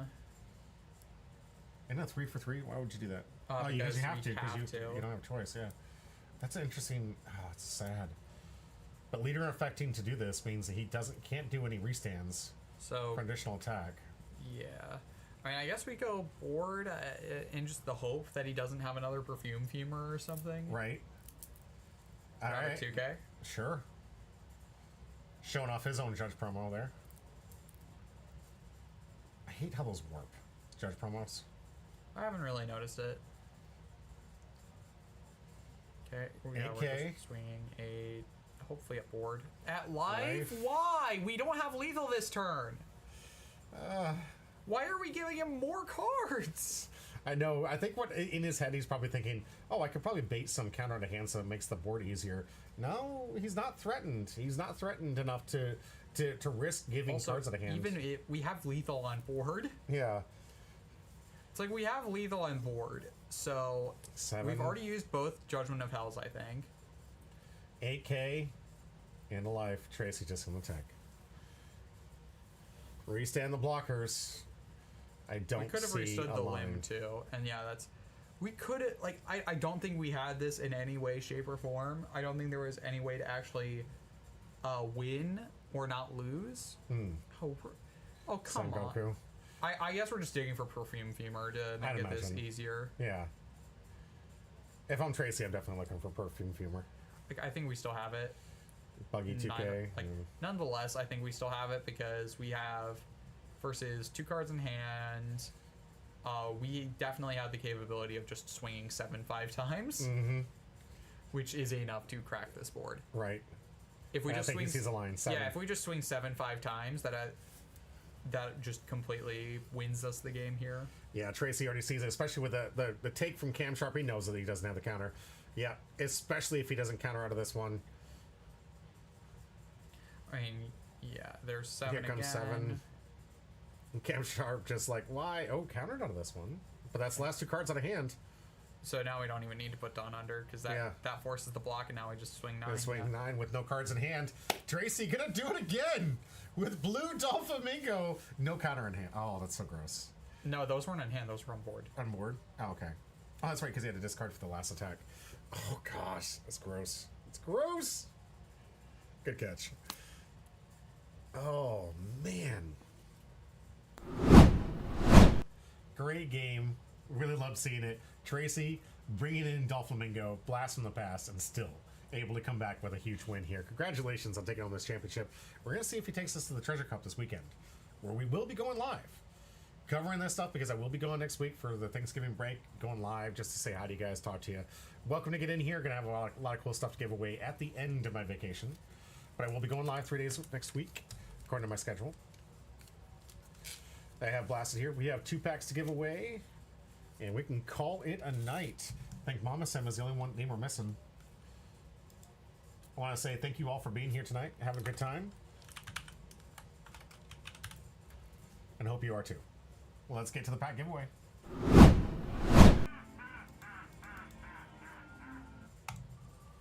All right, pack number 1. 2 alts still left in pack. And Ocean Man taking 1 down. All right, Ocean Man, congratulations. Let's Thank get you, this Lonely. man an alt Marco. Right? He needs one for his ace deck. Appreciate you, Lonely. Appreciate you. Let's get into it. Let's see. Lonely, you might have prompted the wheel. Have you guys noticed, like, sometimes when you talk last minute, the wheel just seems to be like, hey, is he talking? Is that person talking? Let's hook him up. All right. Let's see what we got. Black Vortex, Edward Newgate. Emporio Vonkoff. Amano Miller Sword. Get this person an alt Marco, baby. Gil. All right. Oh, that's Mr. one of the Free. PRB cards. Yeah. Actually, not even terrible in Ace for the Zoro matchup.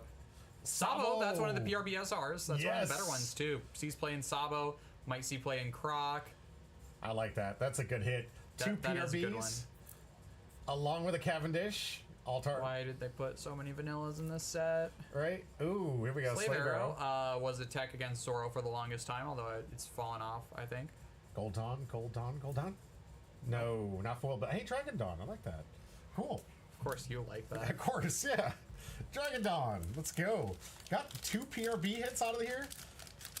No alts, though. No alts. They're really saving it for the last bit. Yeah, I guess. Either that or you got a dud box. Oh, I hope not. That can't be the case. Put that over there. Okay. All right, let's get into the last pack.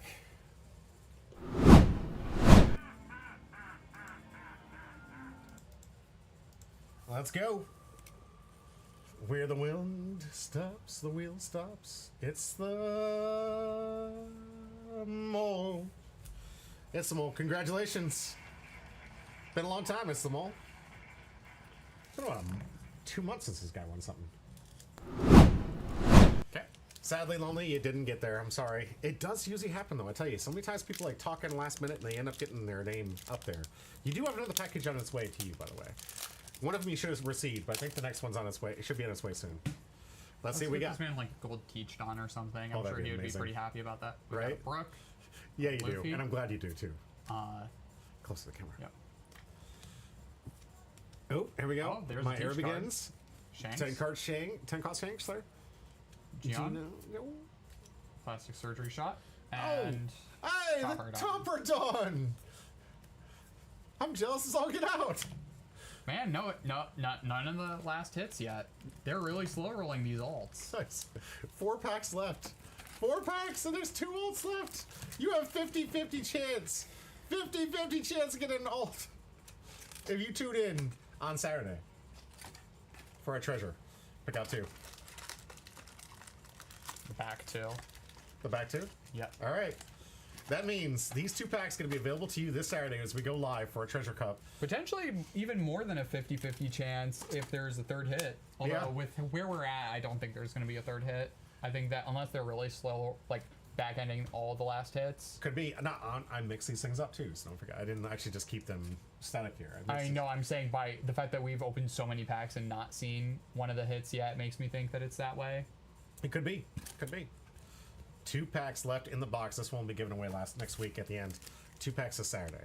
Tune in live Saturday evening time for our Treasure Cup. Are we also going to have to do giveaways of OP-8?